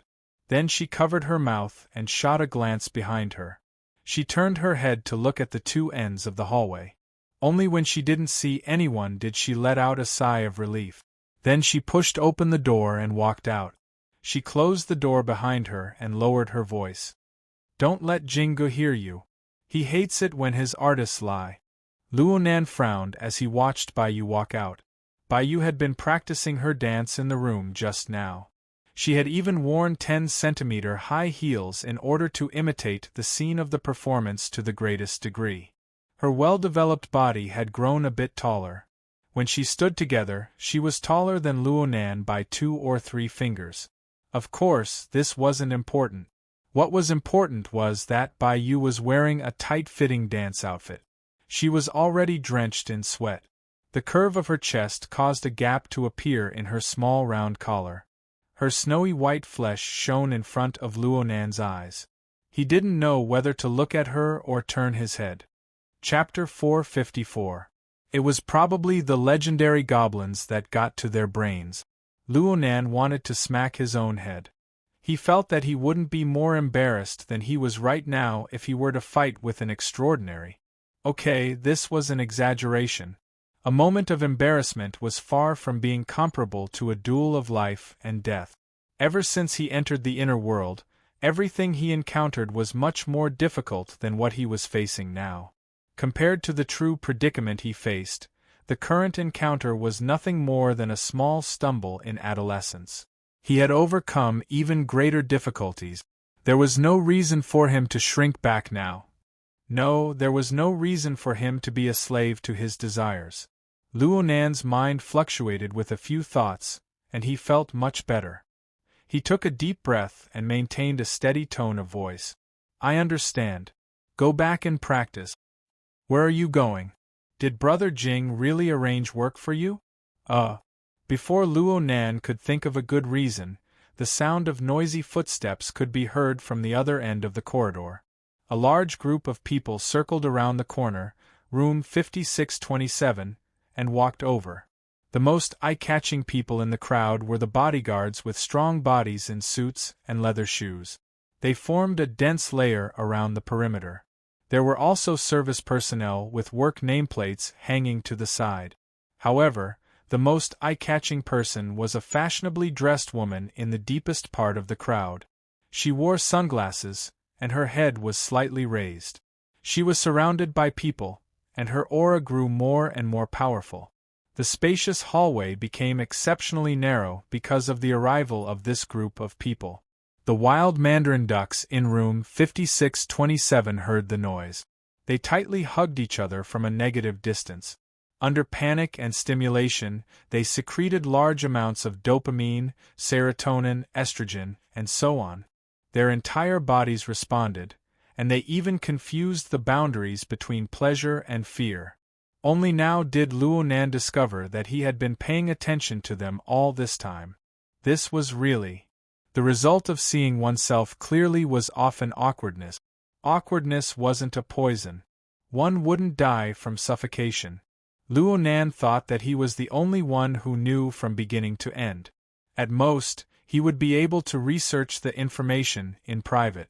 This was a benefit brought to him by his ability. It was fine as long as he didn't get affected by it and reflected his desires into reality. Luo Nan's mental construction had just reached a certain level when he suddenly felt a tug. He turned his head to look and saw Bai Yu's taut face. She gave him a meaningful glance to get closer. Her body language was quite nervous. With Luo Nan's current attainments in body techniques, he obviously wouldn't be tugged by a little girl. But, seeing Bai Yu's expression, he took the opportunity to walk over and the two of them stood against the wall. Bai Yu let out a sigh of relief. She then lowered her head and crossed her hands over her abdomen. Her posture was as proper as a flight attendant's. At this moment, a group of people happened to pass by. She immediately smiled and greeted them in a low but clear voice, Sister Weiwei, Director Wu. Even with Luo Nan's eyesight, he wasn't able to see whether or not the powerful woman responded. Instead, a middle-aged man in his 50s spoke to Luo Nan's side.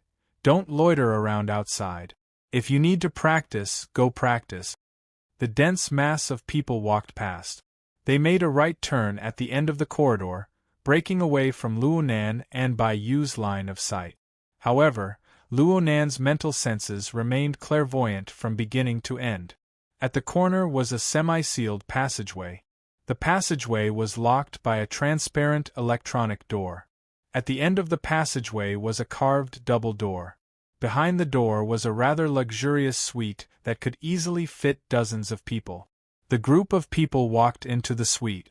Not long after, the service staff who had just followed them and hurriedly left, most likely having received a task. Seeing the service staff pass by, Bai Yu stuck out her tongue.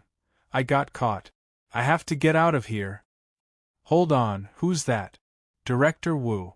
She's the head of the company's artist department. Brother Jing's immediate superior. Of course, she's also our big boss. Bai Yu's eyes blinked as she spoke.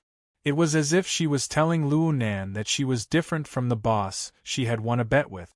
Luo Nan's heartbeat sped up a bit when he was stared at by these eyes. Unfortunately, the scene of the ravine and snow-white muscles kept swaying in his mind. He did his best to rid himself of the effects of his hormones and tried to chat normally. That Sister Weiwei should be an artist as well. It looks like she's treated much better than you. How can that be the same? You don't know her? I'm not familiar with the entertainment circle.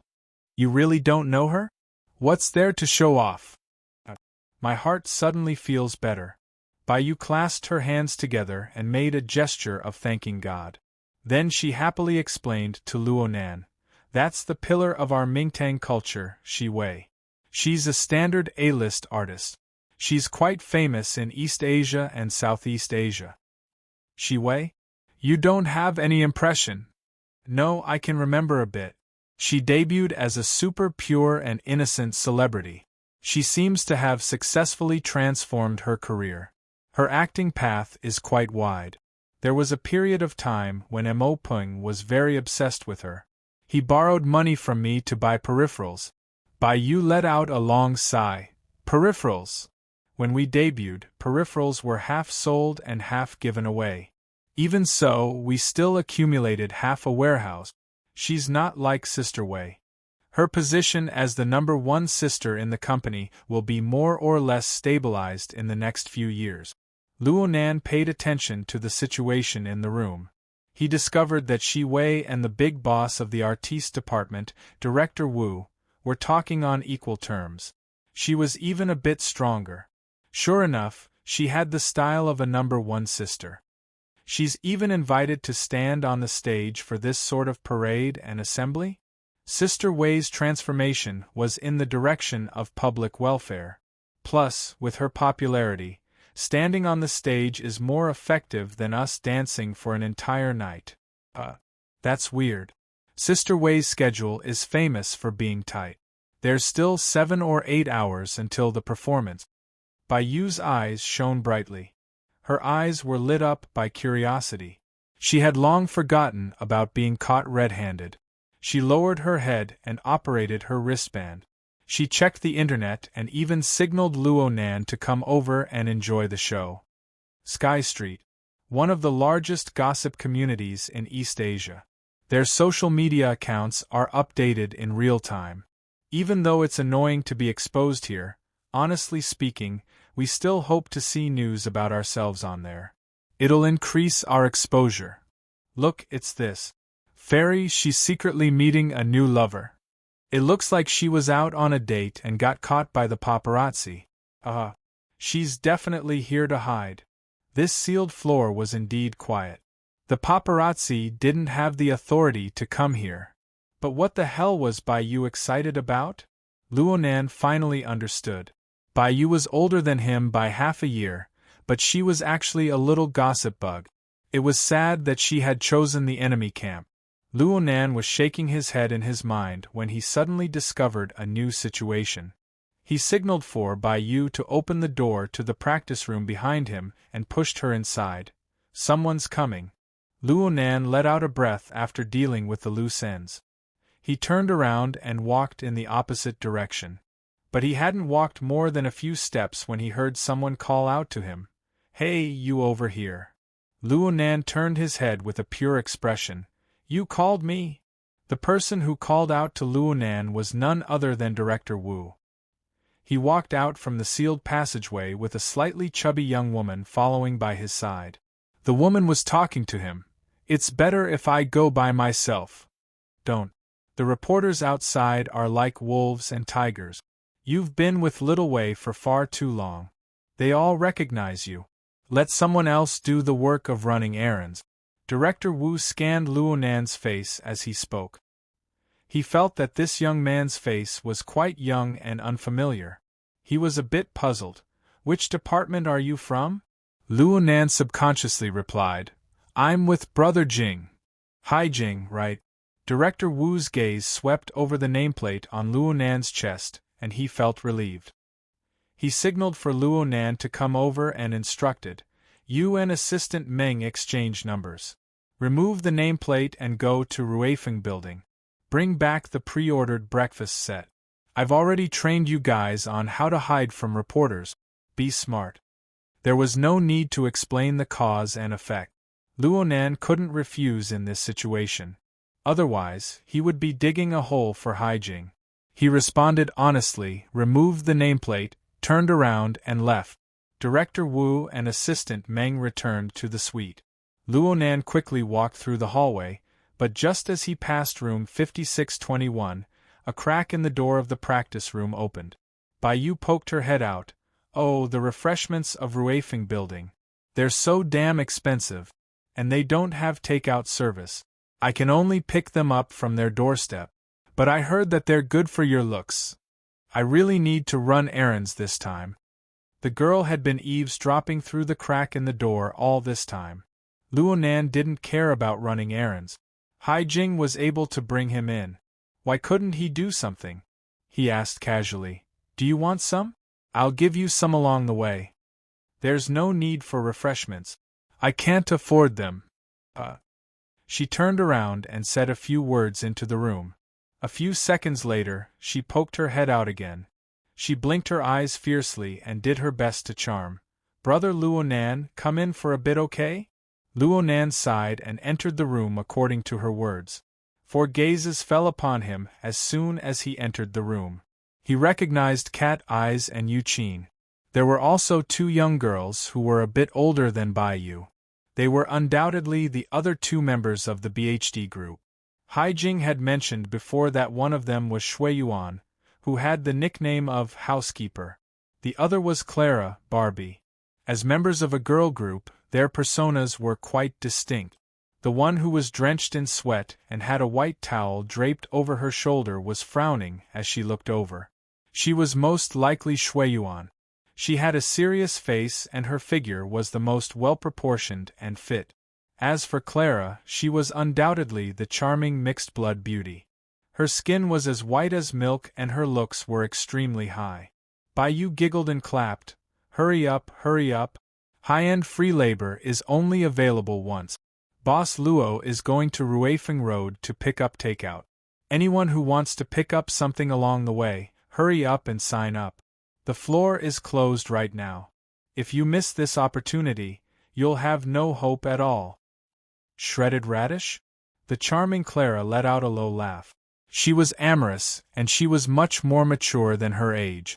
She also casually created a new nickname for Luo Nan. Barbie. Doll. As the captain, Shui Yuan naturally opened her mouth to reprimand her team members for their impolite actions. But when the nicknames of these 2 were linked together, it was quite funny. Shui Yuan acted as if she didn't notice. She took the initiative to extend her hand. "You must be Student Luo." "Hello." Luo Nan extended his hand in response, but he was slapped away by Cat Eyes who had just walked over halfway. Cat Eyes didn't care about Luo Nan and Shui Yuan's awkwardness. She clapped her hands to attract everyone's attention. "If we delay any longer, we'll miss breakfast time." The boss is running errands for Shiwei. It takes around half an hour for him to go back and forth to Ruifeng Building. The other takeout deliveries should arrive around this time as well. How about this? Everyone can order their own food and wait for the boss to come back to bring it up at the same time. No problems, right? Chapter 455. The group of people all rolled over in laughter. But these girls did not know how much complicated information was contained in Luo Nan and Cat Eye's conversation. They also did not know what sort of sharpness was hidden in their gazes. Luo Nan was drunk when faced with such a believer who was unconvinced and had a tendency to self-destruct. Shui Yuan, who was next to Luo Nan, thought of something. She suggested, "Let's first exchange numbers. We'll send our orders to Student Luo to avoid mistakes and to avoid transferring again." Bai Yu was the first to agree. But she turned around and revealed a fierce expression. "If the private numbers of 3 future idols get out, you're dead for sure." Unfortunately, no matter how much she twisted her face, her adorable round face could only show cuteness. Luo Nan shrugged and extended his hand to exchange numbers with them. He also gained the friendship of the BHD girl group. He waved his hand, turned around and walked out. "You guys hurry up and order your food. Also, please pay attention to the type of food. Fast food and pastries are the best. I don't want to have to wait downstairs for a dozen or 20 minutes after coming back."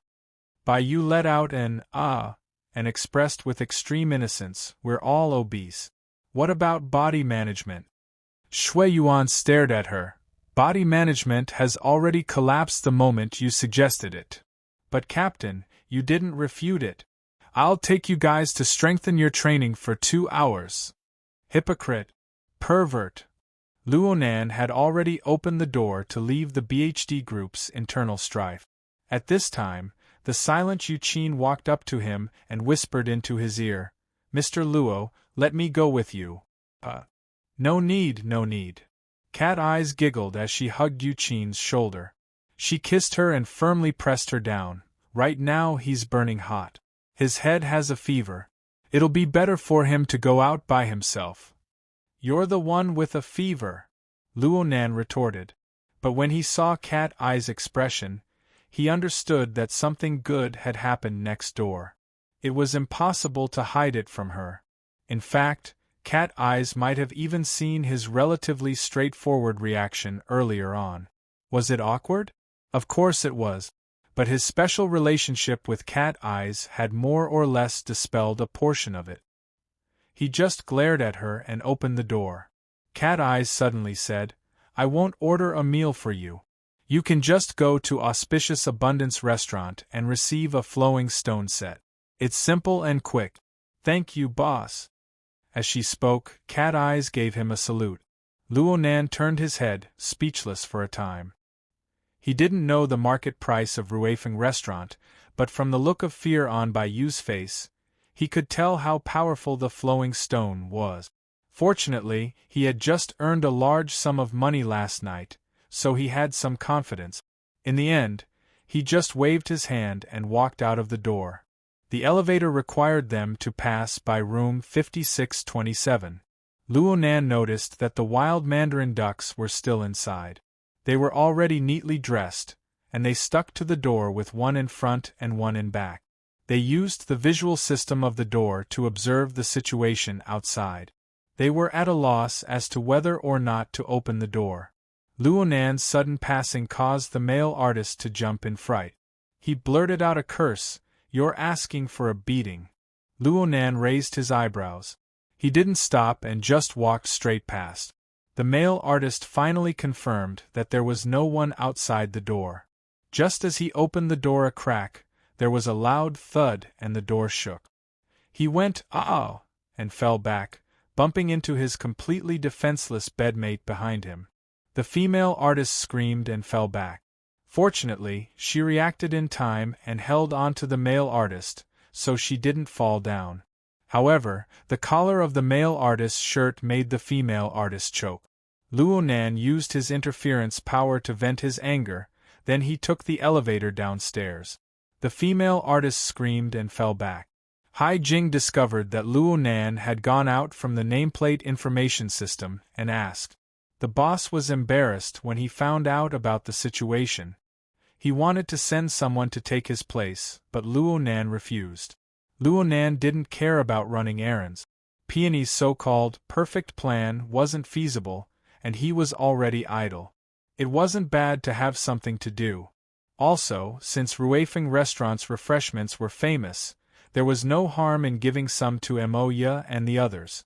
Wasn't this supposed to be a visit? Luo Nan soon exited the office building. According to the display of the electronic map, he needed to cross the plaza to the opposite block. Crossing the plaza, which could hold several 100,000 people, was not a matter of a few steps.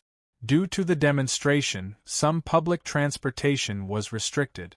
He had to either ride a bicycle or rely on his 2 legs. In short, it was physically exhausting work. Bicycle, leg, single leg car.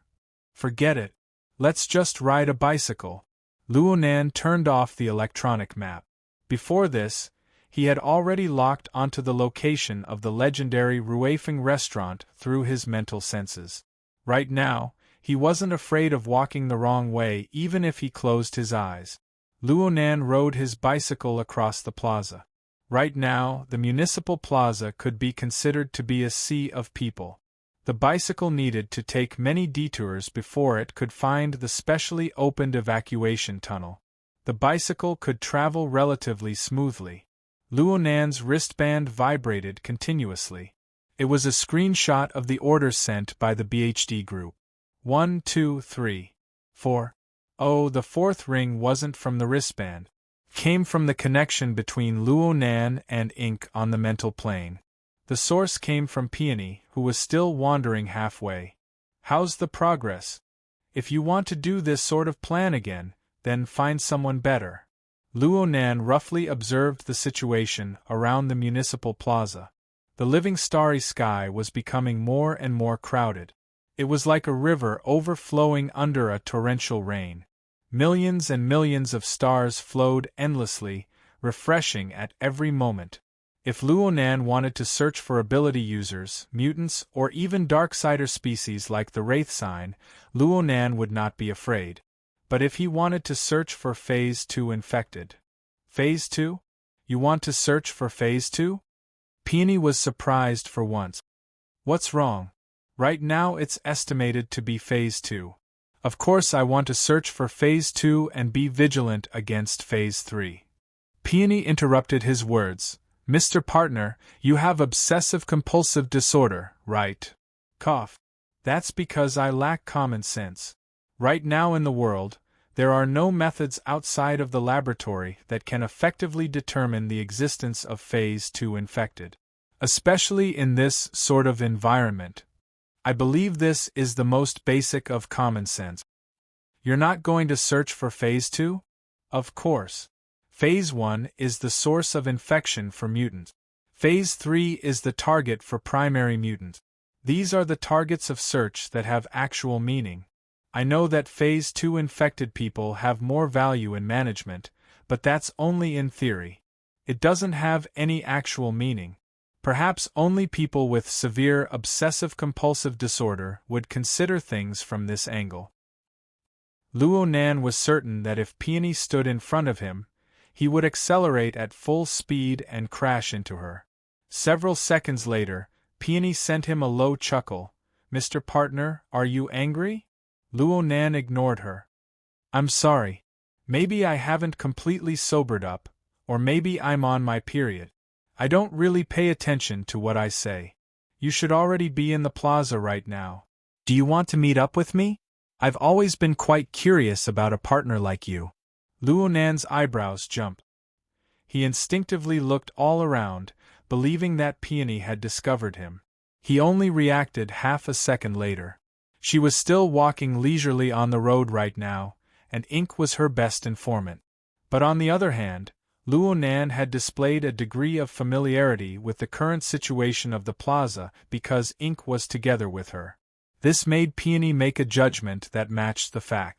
Did he give himself away? Luo Nan hesitated for a moment. He wasn't interested in maintaining a sense of mystery, but Her Majesty Empress Wu must have had her reasons for arranging this pattern. There was no need to complicate matters. So he refused. He put on a little act in passing. Compared to my eyes, your plan is more meaningful. Fine. In any case, someone is treating me to lunch. Even though I might not go. Then we'll contact each other again in the afternoon. We'll work overtime together at night to search for the targets of Phase 1 and Phase 3. Peony intentionally emphasized these two words. Luonan's lips twitched. Okay. If you discover anything during this time, you can notify me. I'm always online. There was nothing else to do after this. Luonan rode his bicycle and locked onto Ruifeng Building. He left in a hurry and returned in a hurry. When he really rode over, he knew that this journey would not be easy. Time was very tight. Fortunately, Luonan had been cultivating non-stop recently. Coupled with the feedback from his soul strength under the coupling relationship, his physical strength surpassed the limits of an ordinary person. He was able to smoothly make a round trip within 20 minutes. Luonan returned to the office building. The takeout ordered by the BHD group had arrived one after another. The last delivery boy arrived around the same time as Luonan. Luonan was near the service desk. He checked the orders one by one to confirm that everything was complete. Then he encountered a new problem. As a temporary delivery boy, Luonan was running 5 or 6 orders at the same time, but he only had one pair of hands. The amount of food for so many people and the reality of the separate packaging made it impossible for Luonan to use conventional methods to move this pile of things up in one go. Luonan looked at the pile of beautifully packaged food boxes on the ground, and he was puzzled despite much thought. It didn't make sense. No matter how gluttonous a group of girls were, they shouldn't have gone to this extent. Did they still need to manage their bodies? Luonan checked the order information they sent over once more, but he didn't discover any problems. Oh, wait a moment. There was another message besides the order. The sender of the message was Clara. Luonan gave a cursory glance and laughed bitterly. The sound of lithe footsteps drew near at this time. A woman's voice whispered, "Mr. Luo, let me help." Luonan turned his head and saw Yuqin greeting him 3 steps away from him. Their gazes met and Yuqin bowed slightly. She wore a moon-white long sweater that reached her knees. She paired it with a polka-dot blouse and a high-waisted skirt. She walked with a light and familiar style. It was fortunate that her temperament was able to hold it up. In the end, she still came downstairs to greet him. This sort of attitude concealed her natural intelligence and sharpness. She concealed it over and over again. She was extremely cautious and conservative. Luonan knew what Yuqin was thinking, and Yuqin had a corresponding awareness. Perhaps it was a bit difficult for her to grasp the right amount of heat, so she simply did things a bit more extreme. What she sought was a state of, "no one will blame you for being too polite." Such a smart and calm young girl had really been implicated by her stupid older brother. But then again, Luonan couldn't figure it out. Could it be that, in the eyes of others, he really was a big boss who would seek revenge for the smallest grievance, a big boss who would annihilate an entire family? Luonan sighed. "It's good that you came. Help keep an eye out for a bit. I'll go find a luggage cart or something." Only now did Yuqin truly count the number of food boxes stacked under Luonan's feet. She was a bit shocked. This many? It seems like Clara ordered lunch for the seniors in the same building.